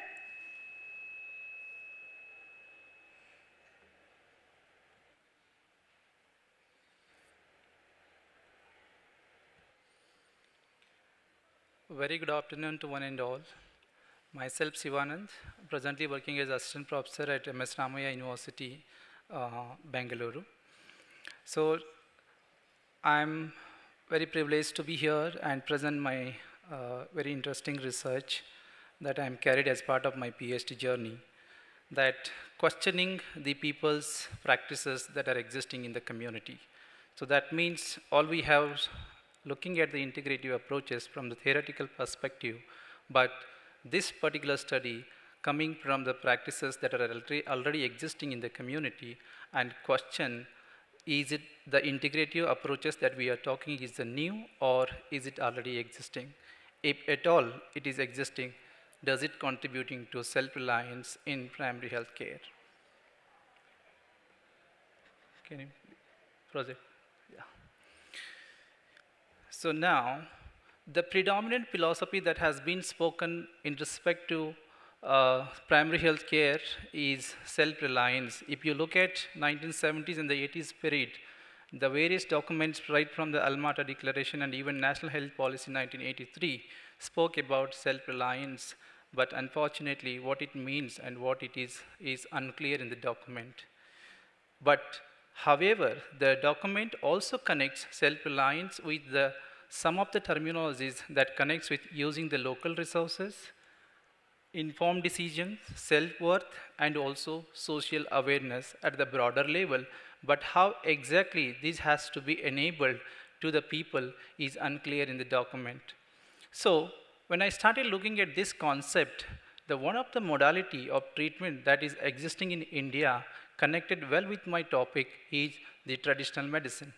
As we all know, this traditional medicine originates from the two forms. One is codified form, another one is a non-codified system of medicine, where codified system constitutes the recognized and the formal recognized system of medicine, where Ayurveda, Yoga, Unani, Siddha, and homeopathy. And non-codified forms of medicine consist of the incorporated knowledge or intergenerational knowledge that is coming as part of the healer's knowledge, or also the grandmothers holding the knowledge in the community, and they contributing immensely to the primary health care. But that has not been recognized as part of the health system. Now, as traditional medicine has a different forms of knowledge in the form of experiential, textual, and incorporated. Now the question is that when the more than 70% of the people are practicing these remedies, are we not calling them as a self-reliant, and where the line is missing in recognizing these kind of practices? Now today in the era, we are in the era where the choice is the important part of the healthcare choice, and that is why the emphasis has been given on the integrative approaches. But the other side of the integrative approaches is also that while we emphasize on the autonomy to choose, but we are also adding the complexity in taking the health decision for the people also, because they have to take a decision. Without the proper decision, it is going to be a mess again. So I wanted to understand from the lived experiences of the people how the already existing practices at the community level contributing to self-reliance in primary health care. So I adopted a very interesting method. This is a case study method which offers an opportunity to select the interventions that are working on traditional medicine, and also people who are actually using this traditional medicine, and understand their perspectives, why they are using, and how they are believing these kind of practices in their approaches. So I chose a study site, Aluva, Ernakulam, and using a case study method, I approached an organization called FRLHT, Foundation for Revitalization of Local Health Traditions in India, which implemented a traditional medicine intervention on ethno-veterinary practices. Using ethno-veterinary practices, they treated the mastitis in the cat. So this particular project I took as an example and reached to the participants for selecting my participants. And I used the in-depth interviews and focus group discussion to collect the data, and the sample size arrived based on the saturation principle as per the qualitative research approach. And using the purposive sampling method, I selected the 18 interviews among the farmers using the traditional medicine, and to arrive at the saturation level, 3 more additional interviews were conducted to confirm that there are no more emerging codes in the data collection. So my study results shows that, just to brief about my characteristics of my study, the age range of the study participants were 20 to 80 years, and Hindus and the Christians were approximately constituted more than 40%. And in Kerala, this education level was 600 to post-graduation, and the equal number of females and the males were the part of my study. And farming was the main occupation in this study. So if you look at, this is a common approach that people take, and there is a complexity of the practices that is existing in the community. So the moment you take an example of having a fever or a cough and the cold, there is one, it can range from the denying that particular simple ailment to practicing the home remedies, and even to go to the hospital, and also some rituals practicing in the community also. That means there is a whole lot of complexity that are existing in the community. But where is the line that is missing, and how these are being decision are being taken by the participants is a question. Now, although we are trying to institutionalize many modern medicine, people do rely on this because of the formalization of the system that has been getting focused. But despite the institutionalizing the allopathy medicine, there are people who are practicing the traditional medicine, homeopathy, Ayurveda, and especially in Kerala, the people are very informed about the Ayurveda and the homeopathy, and they believe it very strongly in their approaches. So, there are very interesting drivers why there are practices existing in this way. If you look at a quote by a 53-year-old participant in Alua, he is telling that we should know some basics, because when you go to the hospital, there is a huge expense that happens for a simple problems. So therefore, it is important that we use the resources within our community so that we don't spend so much of money for common ailments. Another quote I would like to bring here, that we have a lot of immunity because of the exposure to mud and dirt. We try our best to establish our relationship with nature organically. So there is a cultural practices or already known understanding that if we are in harmonious relationship with the environment, the health is going to be better. So if you look at these quotes critically, there are push factors that are happening from the system because of the catastrophic expenditure that are happening. That is why the people are adopting the home remedies. But also there are pull factors in the form of being connected with the nature that is making the people to practice these particular components. So it's very, very important that to enable the pull factors, identify them, and also make them as a part of the prescription of our particular modality of treatment in order to enable self-reliance in primary health care for the people. So that is where today's three eminent talks in the inaugural session also speaking about listening to the people is a very, very important in order to align evidence-based practice and also practice-based medicine.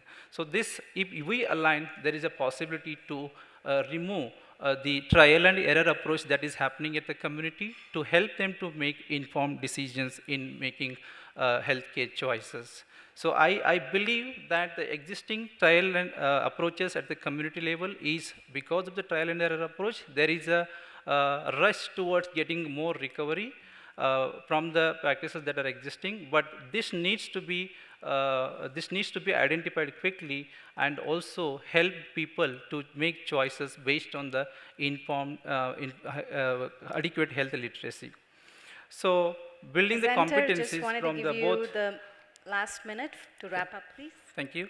So it's important that it's not only because people have the lack of knowledge, but also there is a lack of knowledge among the healthcare providers also, because there is a domination of the biomedical knowledge among the practitioners, which we need to respect other forms of the knowledge in order to integrate these other forms of practices as well. So this complexity of healthcare approaches could be addressed through embracing different forms of knowledge, as I already mentioned, in the evidence synthesis process. And to create self-reliant community, it is very, very important that we identify the local champions and build their capacities to make people and the communities self-reliant in primary health care. So what we are talking in the context of the health system, that this is a beautiful framework that Kabir Sheikh and Lucy Gilson speaks about, that there is a hardware element of the health system and also there is a software element of the health system. The hardware element is already spoken by the health systems block model, but software element, so-called as the values, relationships, interests of the people have hardly been considered in strengthening the health system. When we are trying to enable self-reliance in primary health care using integrative approaches, it is a time for all of us to focus on software elements of the health system in order to make the robust health system. Thank you so much. Thank you so much, Mr. Shivanand, for sharing your thoughts and your abstract with us. I would like to open this up for a 2-minute question or discussion. So if anybody from the audience has any questions regarding what Mr. Shivanand just presented, please raise your hands. Yes. Do we have a mic, please? If you can. Thank you.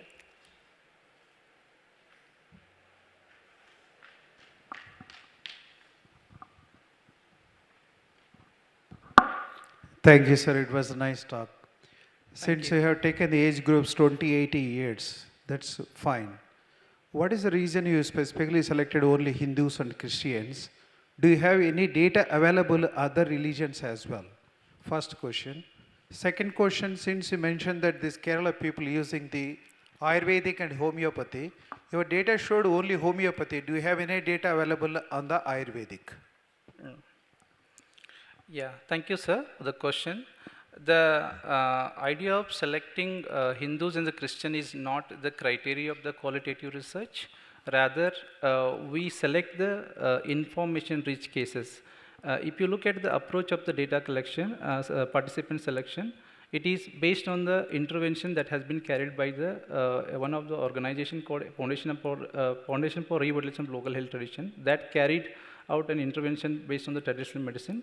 And I reached out to the people, those who were using, and one of the opportunity that we get in qualitative research is to select those cases who will give us very information rich, so that we actually understand the phenomena of interest of self-reliance.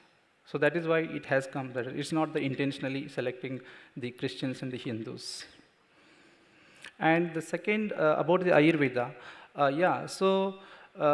when I mentioned the home remedies, majority of the households in Kerala, they refer the name home remedies in the name of Ayurveda. So when I mentioned the home remedies, it also constitutes the Ayurveda also. Thank you, sir. Thank you. Thank you so much. Any other questions? Just one more, please.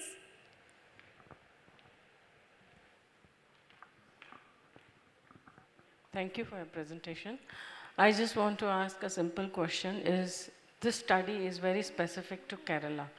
Do you think that the same principle will apply to other states? Because cultural differences, availability of course, Kerala has got a very rich fauna and flora for the Ayurvedic medicines. So would you consider a study where you would compare state-wise, culture-wise, something like that? Are you planning to do a study? Yeah, thank you, ma'am. So this, the idea is not to generalize my findings, but also, so that I mentioned in my last slide also that it is very context specific, and we need to understand the context specific problems and also context specific solutions to create local champions, not necessarily compare one state to another, because there is nothing called as of that sort in especially in traditional medicine is concerned. So in my plan also is that, of course, we have to create a evidence, but it will be based on the context specific, not necessary to compare one another. Thank you. Thank you once again. Thank you, Mr. Shivanand, for answering all the questions that the audience had. Please take a seat. Thank you so much. Thank you, one and all. Thank you. And we would like to request all the presenters to be here till the end. We're going to be facilitating you with a certificate after all the presenters are done. I would like to now request the second oral presenter, who is going to be Dr. Manasi Thakur and Dr. Nishant Vyas. Dr. Vyas is from Logical Life Sciences Private Limited, and Dr. Manasi is from MGM's Institute of Health Sciences, Mumbai. They're going to be presenting on the topic, Impact of Heartfulness Meditation on Understanding T-cell Immune Response on Heartfulness Practitioners. Please welcome them. Thank you.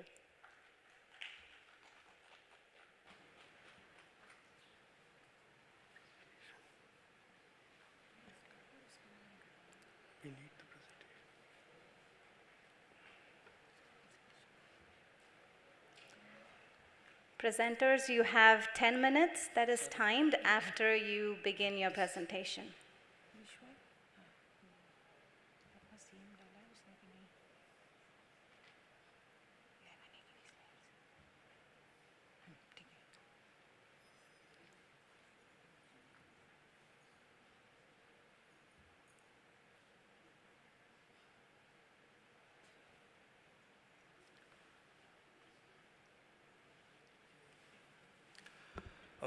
First of all, very good afternoon to all, and thank you very much for providing us an opportunity to discuss about T cells with the context of meditation.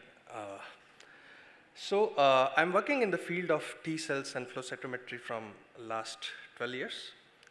And from last 3 years, a very important word is coming into the picture again and again, that is immunomodulation.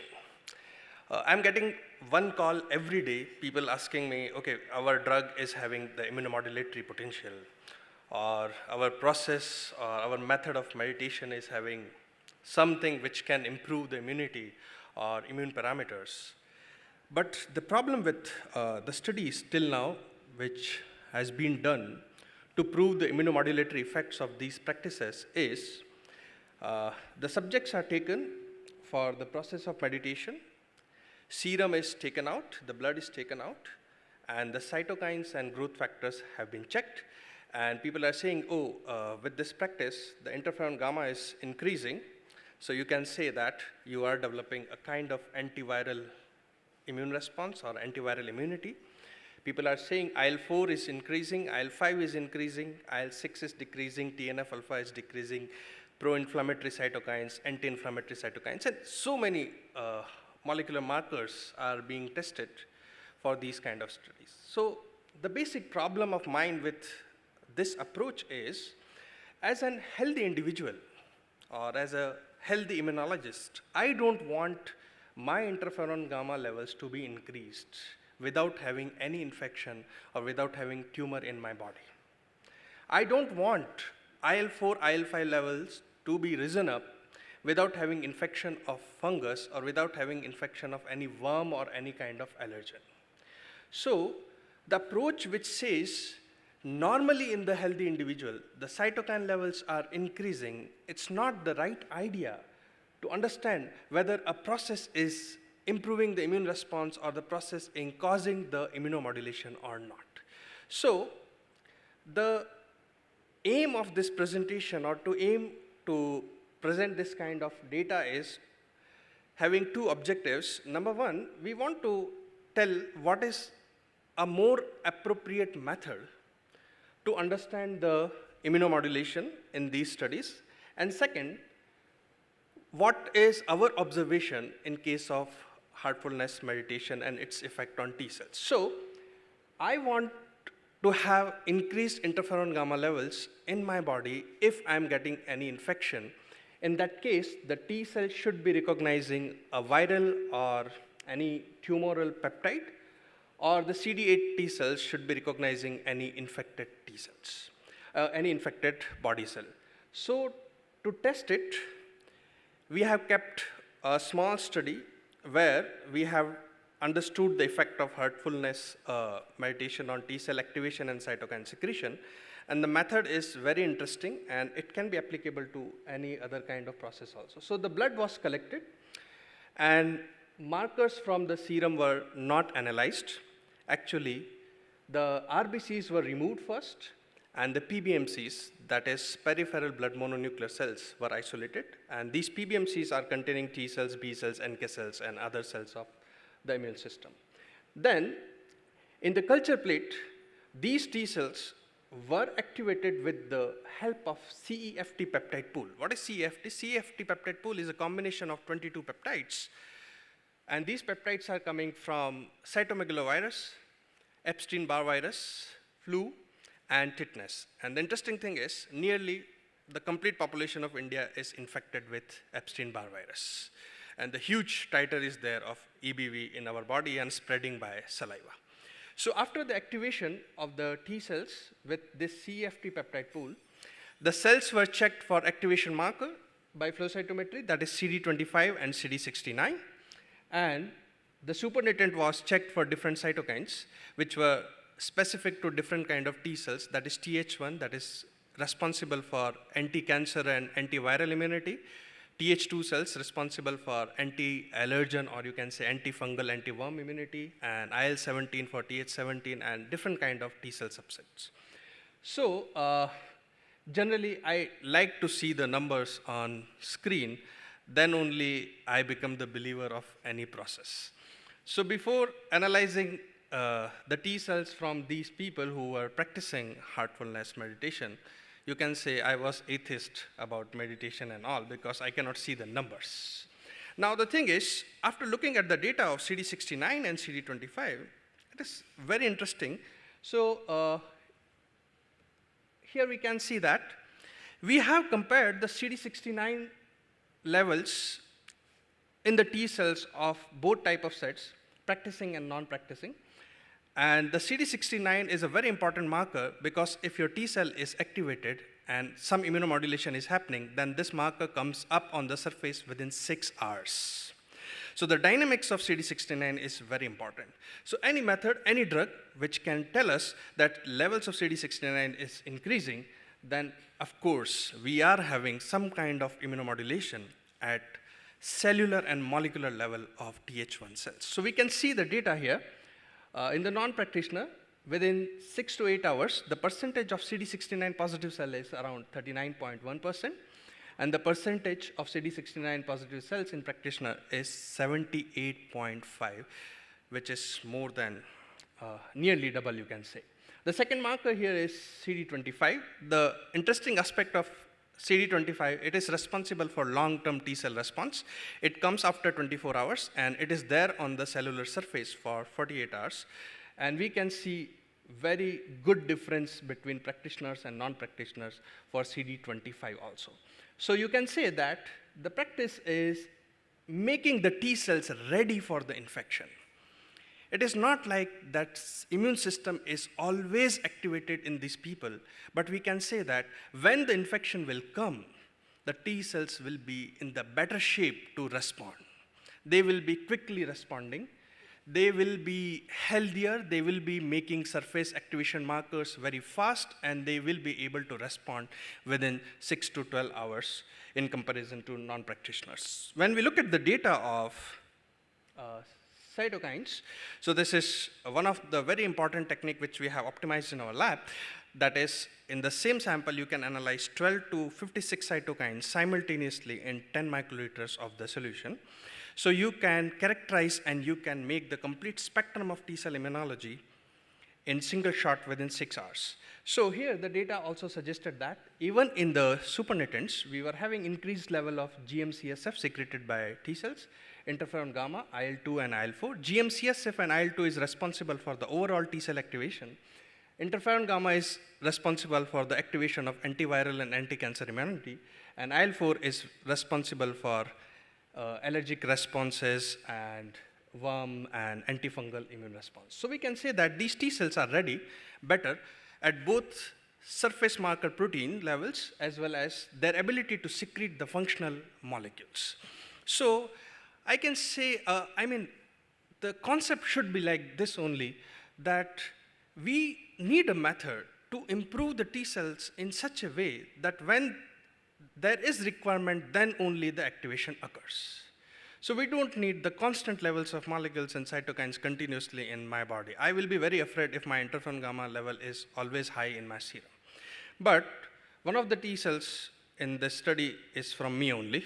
So now I can say, okay, my T cells are ready to fight against the cytomegalovirus infection, or you can say, if the EBV is getting activated and I'm getting Hodgkin's lymphoma, my T cells will be better to act against those viral peptides. Now, these studies, this kind of analysis now we are doing on, so the conclusion point here is the surface activation marker on the T cells was significantly increased in volunteers practicing. Cytokine secretion was also better, and the dynamics, the timing was also better in the practitioners. So now what are the experiments right now we are doing? First, there is a concept what is called as transcription factor and chromatin remodeling. So if a process, the process of meditation is making my T cells better for long term, then it should be doing that on genetic level. So we are looking for the expression and the chromatin remodeling of the transcription factors like TBAT, GATA3, ROR gamma T, FOXP3, whether the T cells are getting ready at the DNA level or they are just doing something at proteins.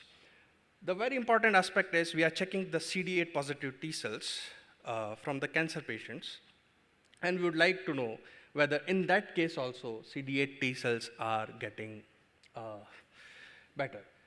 The newer concept is called as T cell exhaustion. What happens in the people who are having rheumatoid arthritis or diabetes type 1 or a situation where there is any kind of chronic inflammatory situation is there, what happens, these T cells act again and again every day against the antigen, and after some time they become exhausted.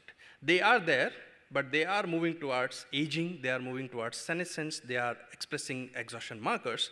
So we would like to implement the practice of meditation on the people who are having these kind of situation, and we would like to see whether it is able to revert the level of exhaustion on T cells. And finally, immunogenicity.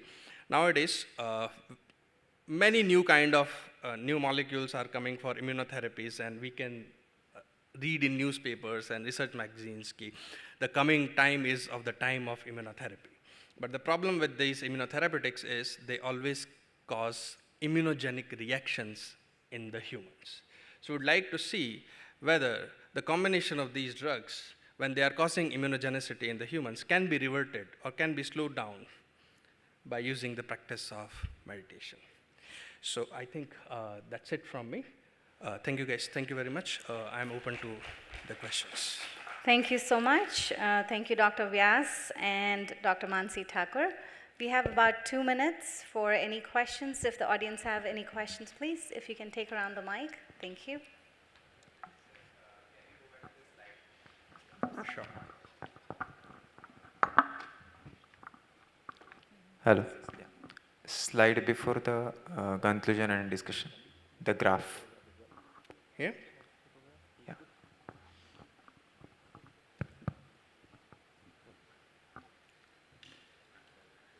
Can we see the slide, please? I think the presentation need to be on the board for the audience to ask the question. Yeah, sir, can you just explain what is on the x-axis and So, what is on the y-axis? generally cytokines are very small molecules. They cannot be checked by any method which is using flow cytometry or lasers. So what we do, we make artificial cells out of metals, and on those artificial cells, we put the antibodies against the cytokines. And when these artificial cells made up of metal are binding to their target cytokine, they can give us two types of fluorescence. One is FITC, that is green fluorescence. That second is PE, that is red fluorescence. And based on the intensity of fluorescence, we are able to segregate between different cytokines. Thank you, sir. Yeah.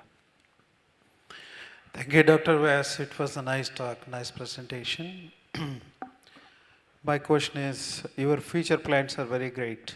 However, as per healthcare providers, the more chronic diseases such as HIV, hepatitis B, hepatitis C, and so on, how does this heartfulness meditation is going on? Maybe you can try for doing your studies on that as well. So, do you have any supportive data of the immunoblots other than your fluorescent data as well as the statistical data, what you are showing? So when we are talking about immunoblots, you mean to say ELISpot and all, right? ELISA test, that is fine, but in order to confirmation of the immunoblots? The thing is, with cytokine bead array system, with flow cytometry, my sensitivity of the test is around 1.2 picogram per ml, where with the immunoblots, I don't get that much sensitivity, and most of the time the assay is qualitative.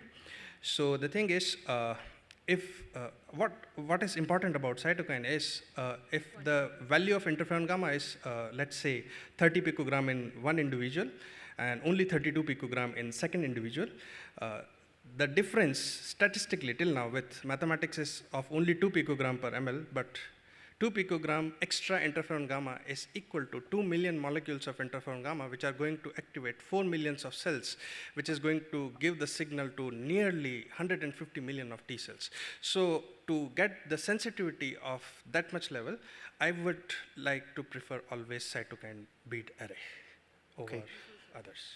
And B cell also very, very important if you take immunology. Yeah. So do you have any data, do you have any plans studying that cell as well? Right now, right now we are working on B cells as well as on NK cells, and we are also looking for antibody-mediated cell cytotoxicity. ADCC, and also what kind of immunoglobulin secretion is there in case of B cells. But the problem with B cell is they are a little bit difficult to maintain in the cultures. So every time you need the fresh blood. With T cell, what happens, you can maintain them at least for 48 days. For B cells, you need the people who are having infection of virus with high titer, where B cells become immortal, and then you can take them out and you can keep them for longer. But yeah, B cell and NK cell is also our potential targets. And sir, I want to share that because this study which we have done, it is only a pilot study where we want to do, because as he has already mentioned that he is not a believer of meditation. So first he wants to know whether really it will affect or not. So we have done study with the 15 or 10 sample. Now one of our PhD student has enrolled for this type of study where myself and Dr. Nishant is the guide and co-guide. So I hope what you are mentioning, we can provide the outcome with the help of good index publication, which will give the result. And second, what you have mentioned, sir, many of the studies are done on the ELISA.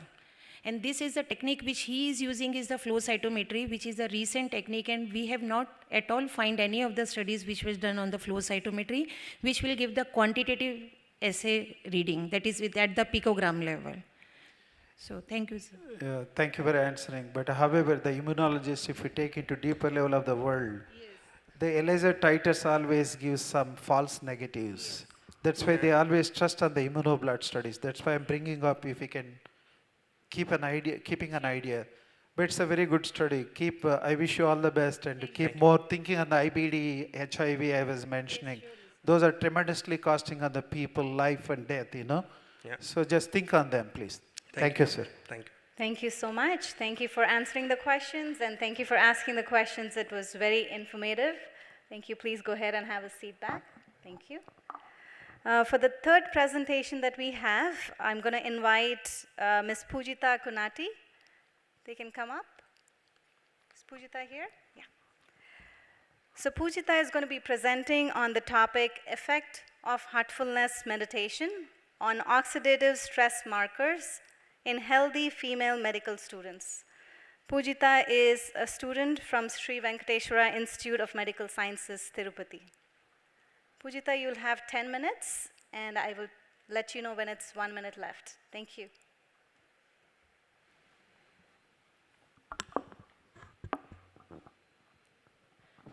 Good afternoon, one and all.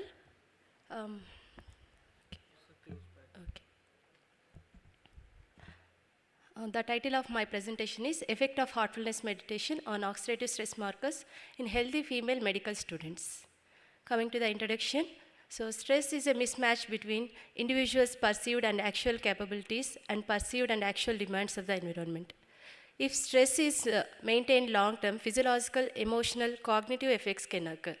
So mental stress in psychiatric disease and in daily life contributes to the oxidative stress in the body. So oxidative stress is nothing but a distress which leads to the generation of so many free radicals in the body, and that form the basis of several lifestyle related diseases. So there is a considerable evidence that medical students are suffering from levels of distress which are higher than those of general population. Medical education has been reported to be one of the most stressful academic curriculum worldwide, with a potential of negatively affecting the physical, mental health of the medical students. So the emotional stress experienced by students will increase the oxidative stress. So customized adaptations of Raja Yoga systems like heartfulness meditation is simple, easy to practice, and foster better adherence to derive maximum benefits. So this heartfulness meditation includes the components like cleaning, meditation, and prayer. So studies have shown the beneficial effects of heartfulness meditation on physical health, psychological health, emotional intelligence, sleep, and even on telomere length. However, there is a gap in literature for studies pertaining to the impact of heartfulness meditation on oxidative stress. We hypothesized that heartfulness practices would have an impact on the oxidative stress. Coming to the aim and study design. So the aim of the study was to study the effect of heartfulness meditation on oxidative stress through the determination of its markers. Those are malondialdehyde and antioxidant status. It is by ferric reducing ability of plasma. And the study design was prospective interventional study, and the place of study was It was conducted in the Department of Physiology, Sri Venkateshwara Institute of Medical Sciences, Sri Padmavati Medical College for Women, Tirupati, in association with the Department of Biochemistry, SWIMS, Tirupati, Andhra Pradesh, India. And recruitment of subjects, it was done after obtaining regulatory clearance from the Institutional Ethics Committee and registration of study under CTRA and prior informed written consent. The subjects were requested to fill out the proforma to obtain the past medical history. The study subjects aged 18 to 25 years were selected from SWIMS SPMCW Tirupati. Coming to the inclusion and exclusion criteria, so the subjects who are willing to participate and to continue the meditation practice, and the subjects with normal personal health status, and female students of age group between 18 to 25 years were included, and students having perceived stress scale score above 14 were included. So this PSS scale was a 10-item questionnaire form, so which was taken before the start of study to assess the stress in the students. So generally this score more than 14 was considered as a stress. Then coming to the exclusion criteria, the subjects having previous history of meditation practice and the subjects with any history of major illness, physical inability to practice meditation or any other disease condition which may exacerbate discomfort and the subjects under any addiction and who are not willing to participate were excluded from the study. And next is about details of intervention. A 40 to 60 minute of heartfulness meditation session was conducted by a certified heartfulness trainer for first 3 days, followed by meditation on their own at home or hostel, which were followed up by keeping one diary for each participant and supervision by heartfulness trainer and myself once in a week at SWIMS SPMCW College with 6 months duration. Next, coming to the methods and materials. So before the start of intervention, we have collected the blood sample. So the students were instructed to come in fasting, overnight fasting, and blood was collected by phlebotomy by certified technician. So the following parameters were assessed. So those are MDA and FRAP. It is by MDA by thiobarbituric acid reactive substances method, and FRAP it is by spectrophotometric method, and the instrument used here is Perkin-Elmer lambda 25 UV visible spectrophotometer. Next is about sample size calculation. It was determined by Cohen's effect size method for paid comparison tests. The effect size here D was taken as 0.3 to indicate a low effect of treatment on outcome. So in this formula where D is 0.3 and alpha is 0.05 and power is 80%, and this gives a minimum sample size of 52 for a two-tailed comparison, and the expected dropout ratio is 5%, and therefore a sample size calculated for the present study was 60. Coming to the results, this table is showing the comparison of MDA and FRAP markers before and after the intervention. So the MDA, after the intervention, it was reduced, which is statistically highly significant. Whereas the FRAP, which is indicating the antioxidant capacity, so it is showing an increasing pattern, which is also statistically highly significant. So coming to the discussion, the study was consistent with the studies by Shiv Basant Kumar et al., Sanket Jita et al., Sharma et al., Kim et al., Rajat Chanda et al. However, most of the studies are on other yoga and meditation techniques and on other oxidative stress markers, and also on different population groups. To our knowledge, so this was the first study to see the effect of heartfulness meditation on oxidative stress in female medical students. So we concluded that inclusion of heartfulness meditation as a part of our lifestyle, it prevents the oxidative stress and its related disorders by reducing the psychological stress. And we also proposed that the practice of heartfulness meditation should be adapted and continued for a longer duration to get more benefits. And limitations of the study are, the study has not estimated all the oxidative stress markers depending on the feasibility and time constraint. Although complaints was taken, subjects have practiced meditation on their own at home, which may be subjective.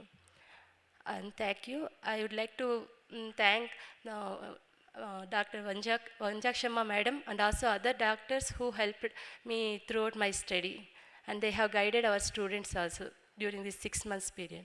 Thank you all for listening. Thank you so much, Pujita. Any questions from the audience for Pujita here?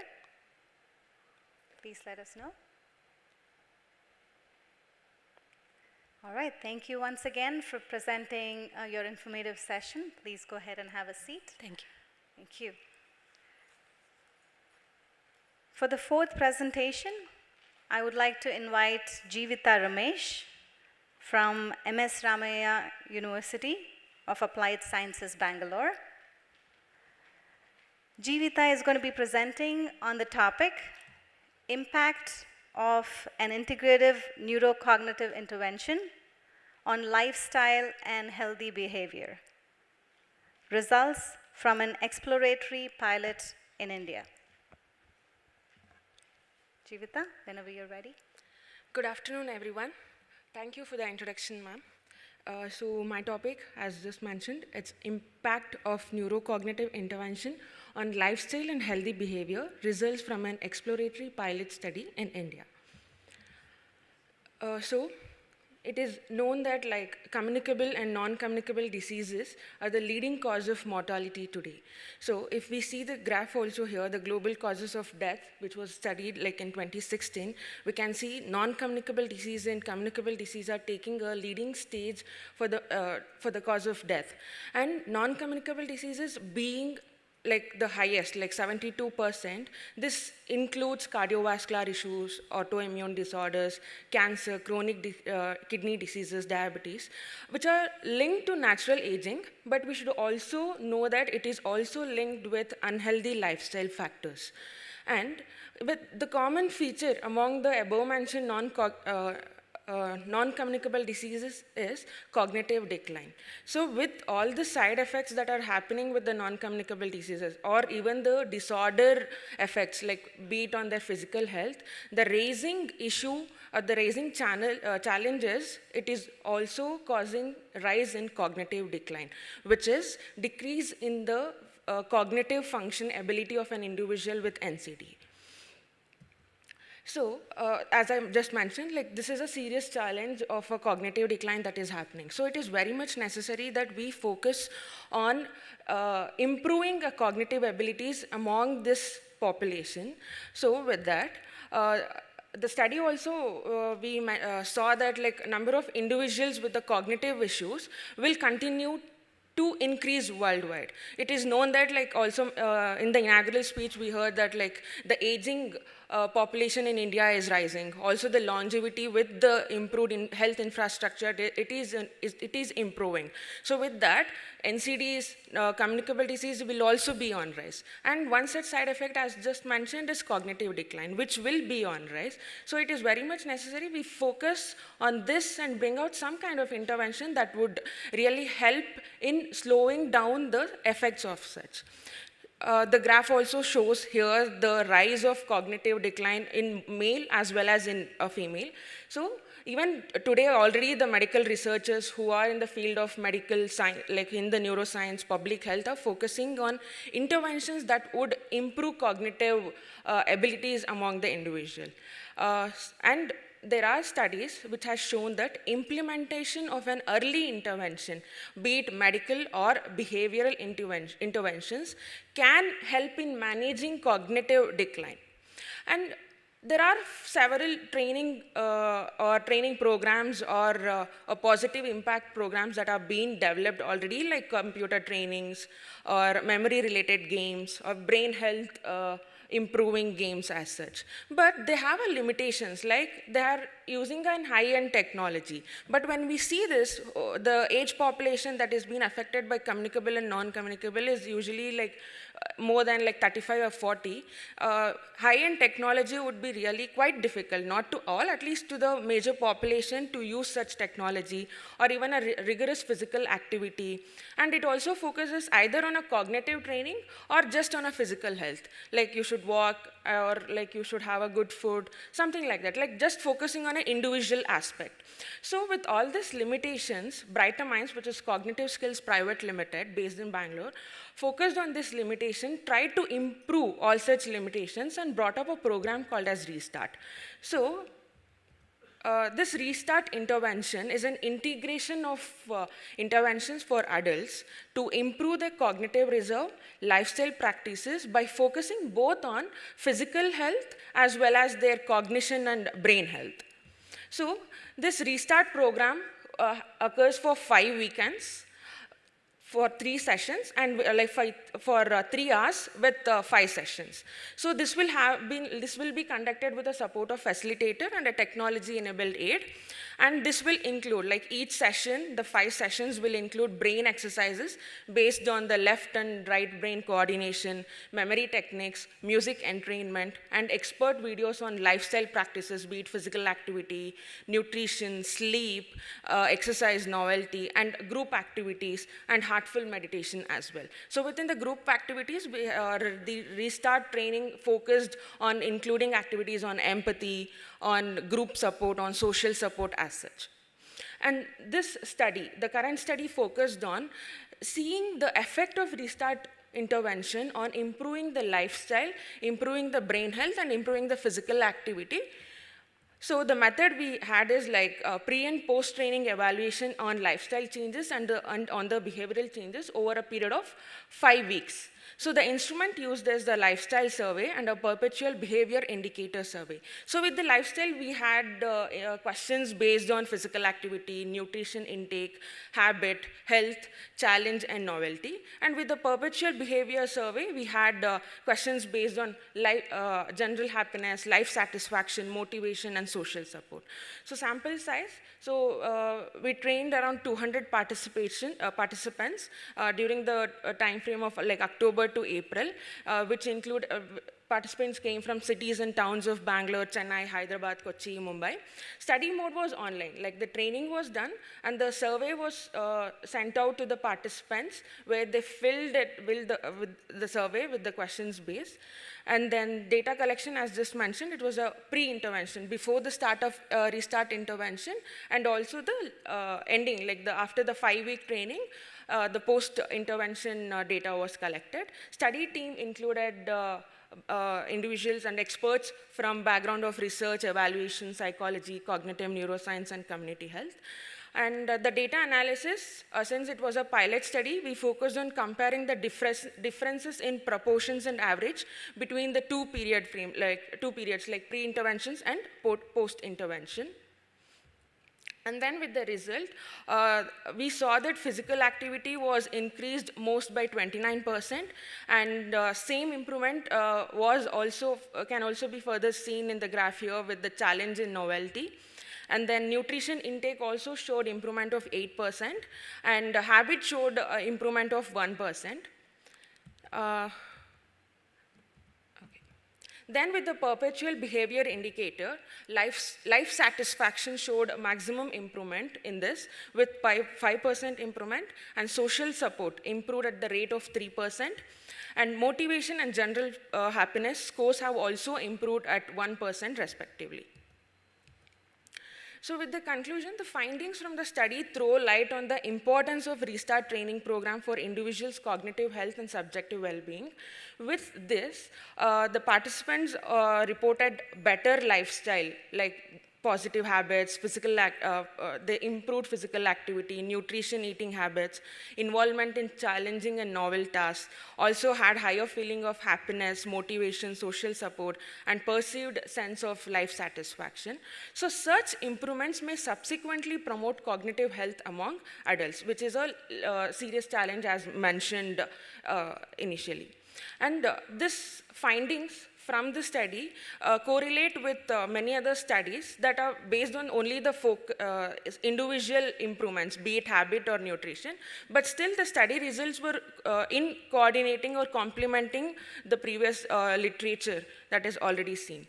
So from the current study, taken from the previous literature, affirms that lifestyle-based cognitive training program, which is also the integration of best practices, has a significant effect on participants' positive lifestyle pattern and subsequent brain health. So maintaining optimal brain health and lifestyle improves the cognition among adults and safeguard from adverse age-related NCDs as well, be it like dementia or Alzheimer's. Thank you.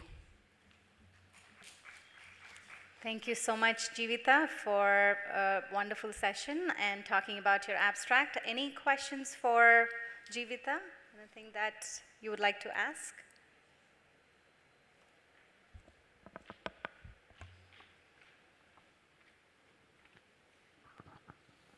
Thank you, madam. It's a nice presentation. Do you have any ideas going with the population called, since you mentioned that cognitive disease? So one is the negative thoughts, who has early depression, chronic depression, and then early Alzheimer's diseases, early Parkinson diseases, how these techniques are going to be helpful. Can you please share your thoughts on this? Yes, sir. So I'm currently working with my literature review on dementia as well.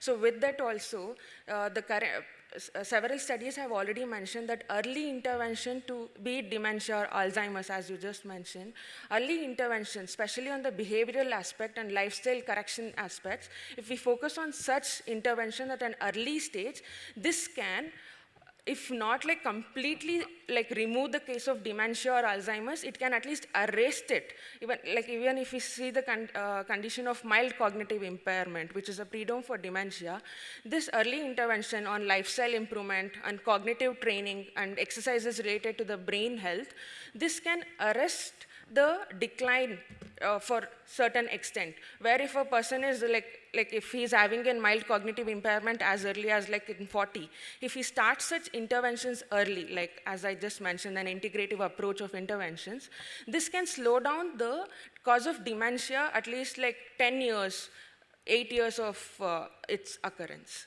So there are studies which have shown this improvement. Okay, thank you. Thank you so much. Thank you for answering this question. Any other questions for Jeevita? You know, one of my friends used to say that research is not a sprint, it's a marathon. So I'm seeing so many of you presenting your abstracts, talking about the data that you have collected. So thank you so much for all the work that you've been doing. Thank you, ma'am. Thank you. Thank you, everyone. So for our last oral abstract, we have Peter Theobald. I would like to invite him on the stage, please. So Peter is the founder of Health Naturally Online. And Mr. Peter will be talking about lifelong freedom from chronic disease. Is that even possible? So please welcome Mr. Peter Theobald. Yeah, so I'm the last speaker between you and lunch, which is always the best spot to be, I guess, because, so people have to be thinking about lunch, but I would like to take 10 minutes of your time, or maybe even less, to go through my presentation. Okay, so I'm a little bit different from, all the presentations that you have seen so far, because they have all been, researchers, very scientific oriented, done a lot of study. I have not done that much of research as such, but what I have done is practice. So 25 years of, in fact, I was meeting Pujidaji, and I told him that I'm new to heartfulness, but without knowing, I have been practicing the principles of heartfulness in the area of physical health. So the same principles of where, I am the experimenter, I am the experiment, and I am the result. So that's what I want to share with you. It's not more of a research finding, it's more of my experiences and my insight as to how, how this whole thing can work out. So the first thing is lifelong freedom from disease, chronic disease, lifestyle disease, whatever you want to call it. Is it even possible? I'll just give you two examples of, diabetes, for example. Do you know that, the number of diabetes, India is called the diabetes capital of the world, 60 million odd patients of diabetes. We are also going to become very soon the heart disease, the cardiovascular capital disease of the world, because I think about 17% of the global deaths due to CVD are coming from India. And these are just two diseases, there are so many more. So my point is it actually possible to be free from all these diseases lifelong? So the question is, before I answer that question, the thought I would like to put to you is that, we all believe, in part of the heartfulness practice also, there is a divine source, divine energy. Do we really think that that divine source is so incompetent that it turns out defective human beings by the ton, and they don't function properly till the end of their lives? So I don't think so. That's something wrong. It's rather that we are not taking care of ourselves. So the thing is, how do we take care? So I want to just give you a simple analogy, because I believe in, analogies drive the facts, the point home much more effectively than, any other way, especially when you're dealing with a lay audience. So for example, I give the example of, say, a car. and say, you have a son or a daughter who's just turned 18, and you want to give them the best possible car. You say, look, son or child, I'll give you the best car you want, the sports car, the Mercedes car, whatever. But the point is only one condition, that you will have this car, only one car for the rest of your life. You're not allowed to buy any other car. You just have to take care of this one. Do you accept? And the child accepts and takes the car. But now the question I want to ask you is, how will this child take care of the car? They know that this car has to last them for their whole life. So how will they take care of it? Will they leave it out in the rain, in the snow? Will they put improper fuel in it? Will they do proper maintenance? Will they clean it? How will they take? They obviously take a lot of care of it. So my question to you is, if you look at it as your own body as being the car, that's the only one body you're going to have for the whole of your life. So how do you take care of it? Obviously, you have to take very, very good care of it, otherwise it will not function. But the question is, what is taking good care? There are so many different systems. There's yoga, there's naturopathy, there's Ayurveda, there's flower therapy, blast remedies, magnetotherapy, acupuncture, you name it. How do you choose? So for the last 25 years, I have been working myself and figuring out, trying different things. And I have come to the conclusion that there are certain fundamental principles that have to be taken care of. Whichever system it's all individual. Whichever you might follow something else, I may follow something else. But whichever system we follow, it ought to abide by certain principles. So I have tried to make an infographic here, which will explain to you the various principles. So whichever system you decide to do to take care of your health, it's an individual choice. The more of these principles it abides by, the more the chances of its long-term success. So what are these principles? And these have been alluded to by the previous presenters, by the previous speakers in the morning session. The first one is uniqueness. Each one of us is unique. Therefore, there's no one size fits all. So what works for me may not work for you. So there's no common prescription. There is even mentioned that, two twins who come out from the same ovum, they are different. So the same COVID, some people get asymptomatic, some people get, die. So we all are individual, unique. So we have to figure out what works for ourselves. That means experimentation. We need to experiment. We need to try. So the next point is, whatever we try, it has to be holistic. So for example, if you look at, health, it has to be mind, body, spiritual, emotional. Even if you look at something like food, it has to be, again, holistic. You've got to look after your proteins, your vitamins, your carbohydrates, your minerals, your trace minerals. If you look at exercise, it has to take care of strength, stamina, flexibility, balance. The more holistic it is, the better the chance of success. The next point is it has to be on natural means. So, any system that is based on unnatural means is likely to fail. One of the areas and basically that means that we should do minimum interference with the law of order that nature has given us. We are very, very guilty of interfering with our food. The food which nature produces and the food which we consume, if you compare them, you will find there is so much of difference that the food no longer nourishes us. I'll come to that a little bit later.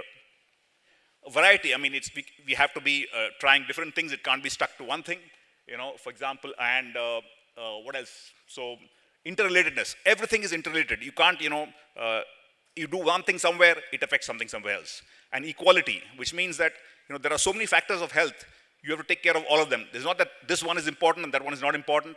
So I'll give you a classic case of my own example, where, I took care of everything, whatever I could, but I didn't drink enough water.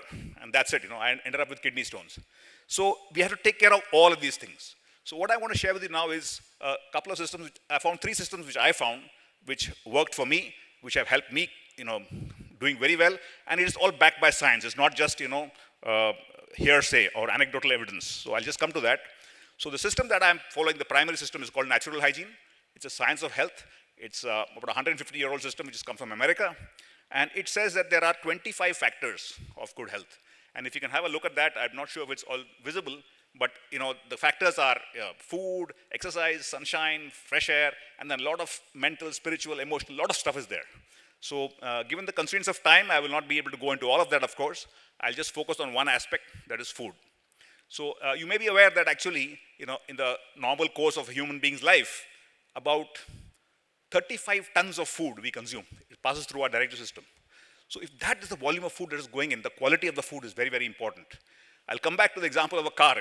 So for example, I tell people who come to me and talk to me for health improvement, I say, look, you buy a very expensive car again, and it's top-of-the-line car, but within 1 week you take it back to the showroom and say that it's not functioning properly, it's stopping, starting, giving smoke, etc. And the guy says, it's a top-of-the-line car, how can it give problem? The issue is that it does. And when he's asked why, he says, what fuel do you put in it? He says, I put kerosene. Now this is a car that's supposed to take 93 octane fuel, and you put kerosene into it, it's going to misbehave. So the same way as the fuel is important for the car, the fuel we put inside our body is most critical. So we need to put good food. But again, it's $1 million question. What is good food? So there's so many different varieties, so many different theories. So after whatever study I have done, and basically now this is now based 100% on science.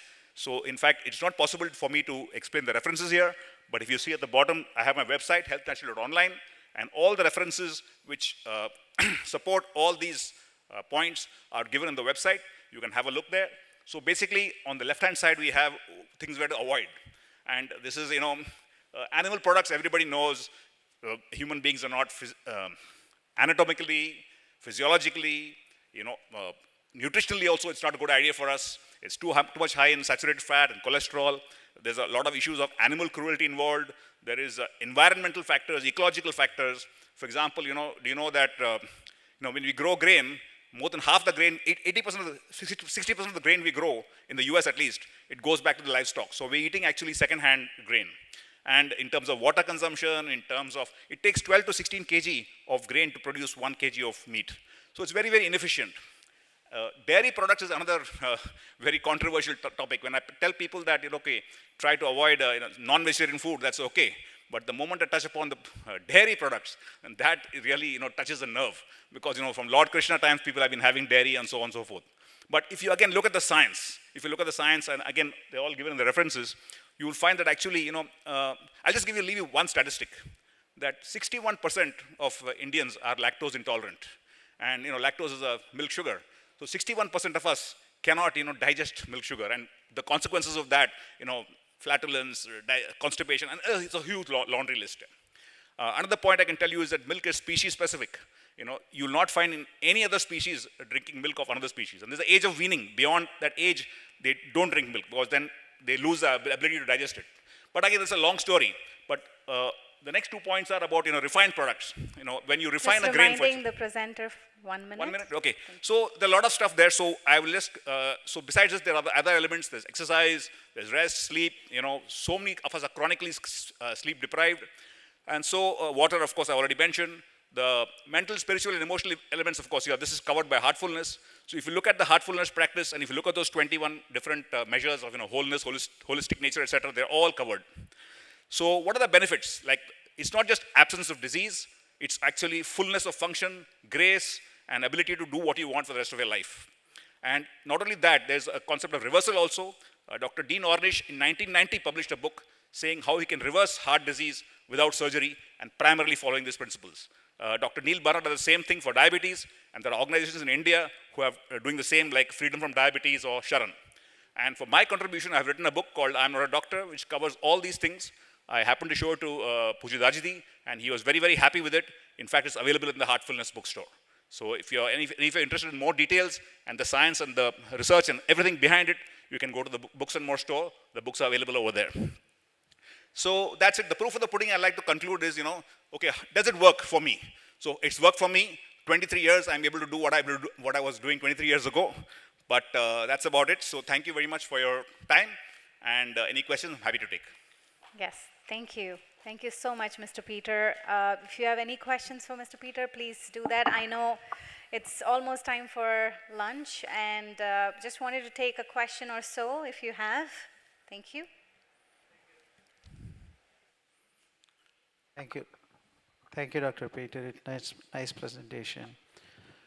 Since we have been mentioning hungry, our oxidative stress level is going up. I'm just joking. Anyway. Oxidative stress, yeah. Right. Basically, my question is like, we're all, society is divided into based on, I don't know, poor, middle, and rich. If you take a population of these poor people who has a poverty, who don't have proper money, what are your thoughts going to buy this healthy food? It's a very good question. It's a very good question. The first thing I would like to say is I'm very much against all these fancy foods. I would not recommend spirulina or soy or tofu or the normal food which average. I mean, if you if you can't afford to eat food at all, that's a problem. Okay, if you're below poverty line, that's a different issue. But if you are able to afford 2 square meals or 3 square meals a day, following this diet is actually quite inexpensive. In terms of what we are talking about is fruits. You don't have to have exotic fruits like mangoes or even bananas, which are the common man's fruit, or the guava, whatever is in season. Vegetables, again, local, seasonal. And you have simple grains, rice and dal, roti. So it is not asking you to have any superfoods or health foods or whatever. It's actually, fairly cost effective.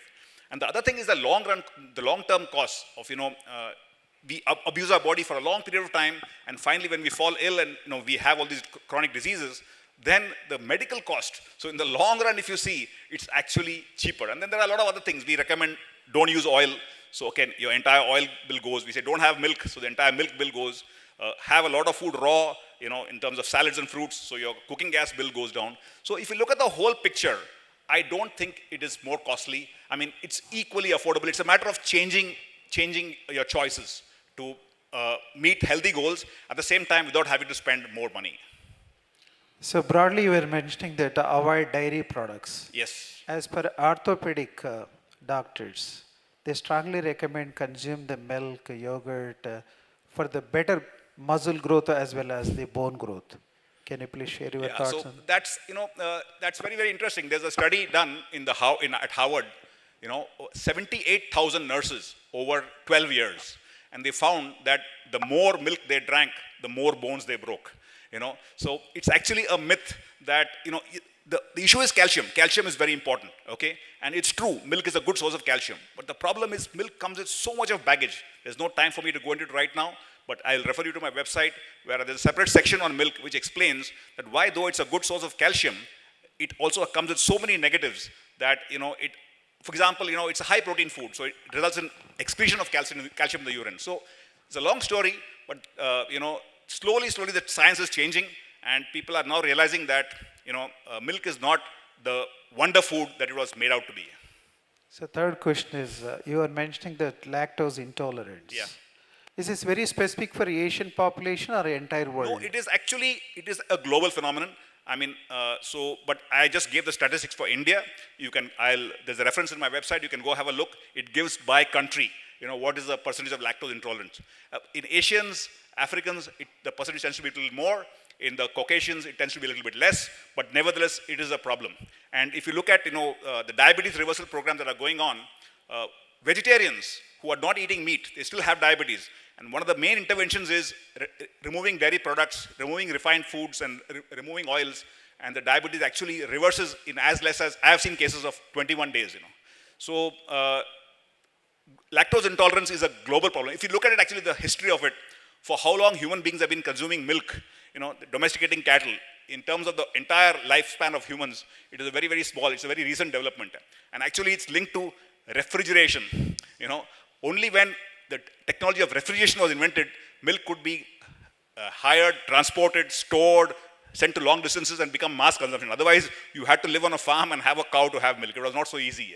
And there are so many other factors. I know I don't have time to go into it right now. We can talk offline. I'm happy to sure. share with you. Thank you. Thank you so much. As you all know that Pujya Daji, beloved Daji, already mentioned that the raw material, eating of the sprouts, the raw anything, which helps the chronic diseases. Yeah. Thank you. In fact, I just met Pujya Daji a few minutes ago, and he wants to experiment on these concepts on a large scale. So let's hope something happens, because I'm pretty sure it'll have a positive impact on everybody's health. Thank you. Thank you so much. Thank you, Mr. Peter. Please remain on the stage if you can. I would like to request all the presenters to come up and receive their certificates. Take a group picture, please. Thank you once again for engaging with the discussions, asking good questions, and listening to our oral abstract presenters for today. We are going to have the day 2 oral presenters tomorrow. At the same time, we are going to have it here in the auditorium. So please join us for that as well. But for now, please give a big round of applause to all the presenters who have been here and presenting their amazing work. And if you can have a group photo, can you give it?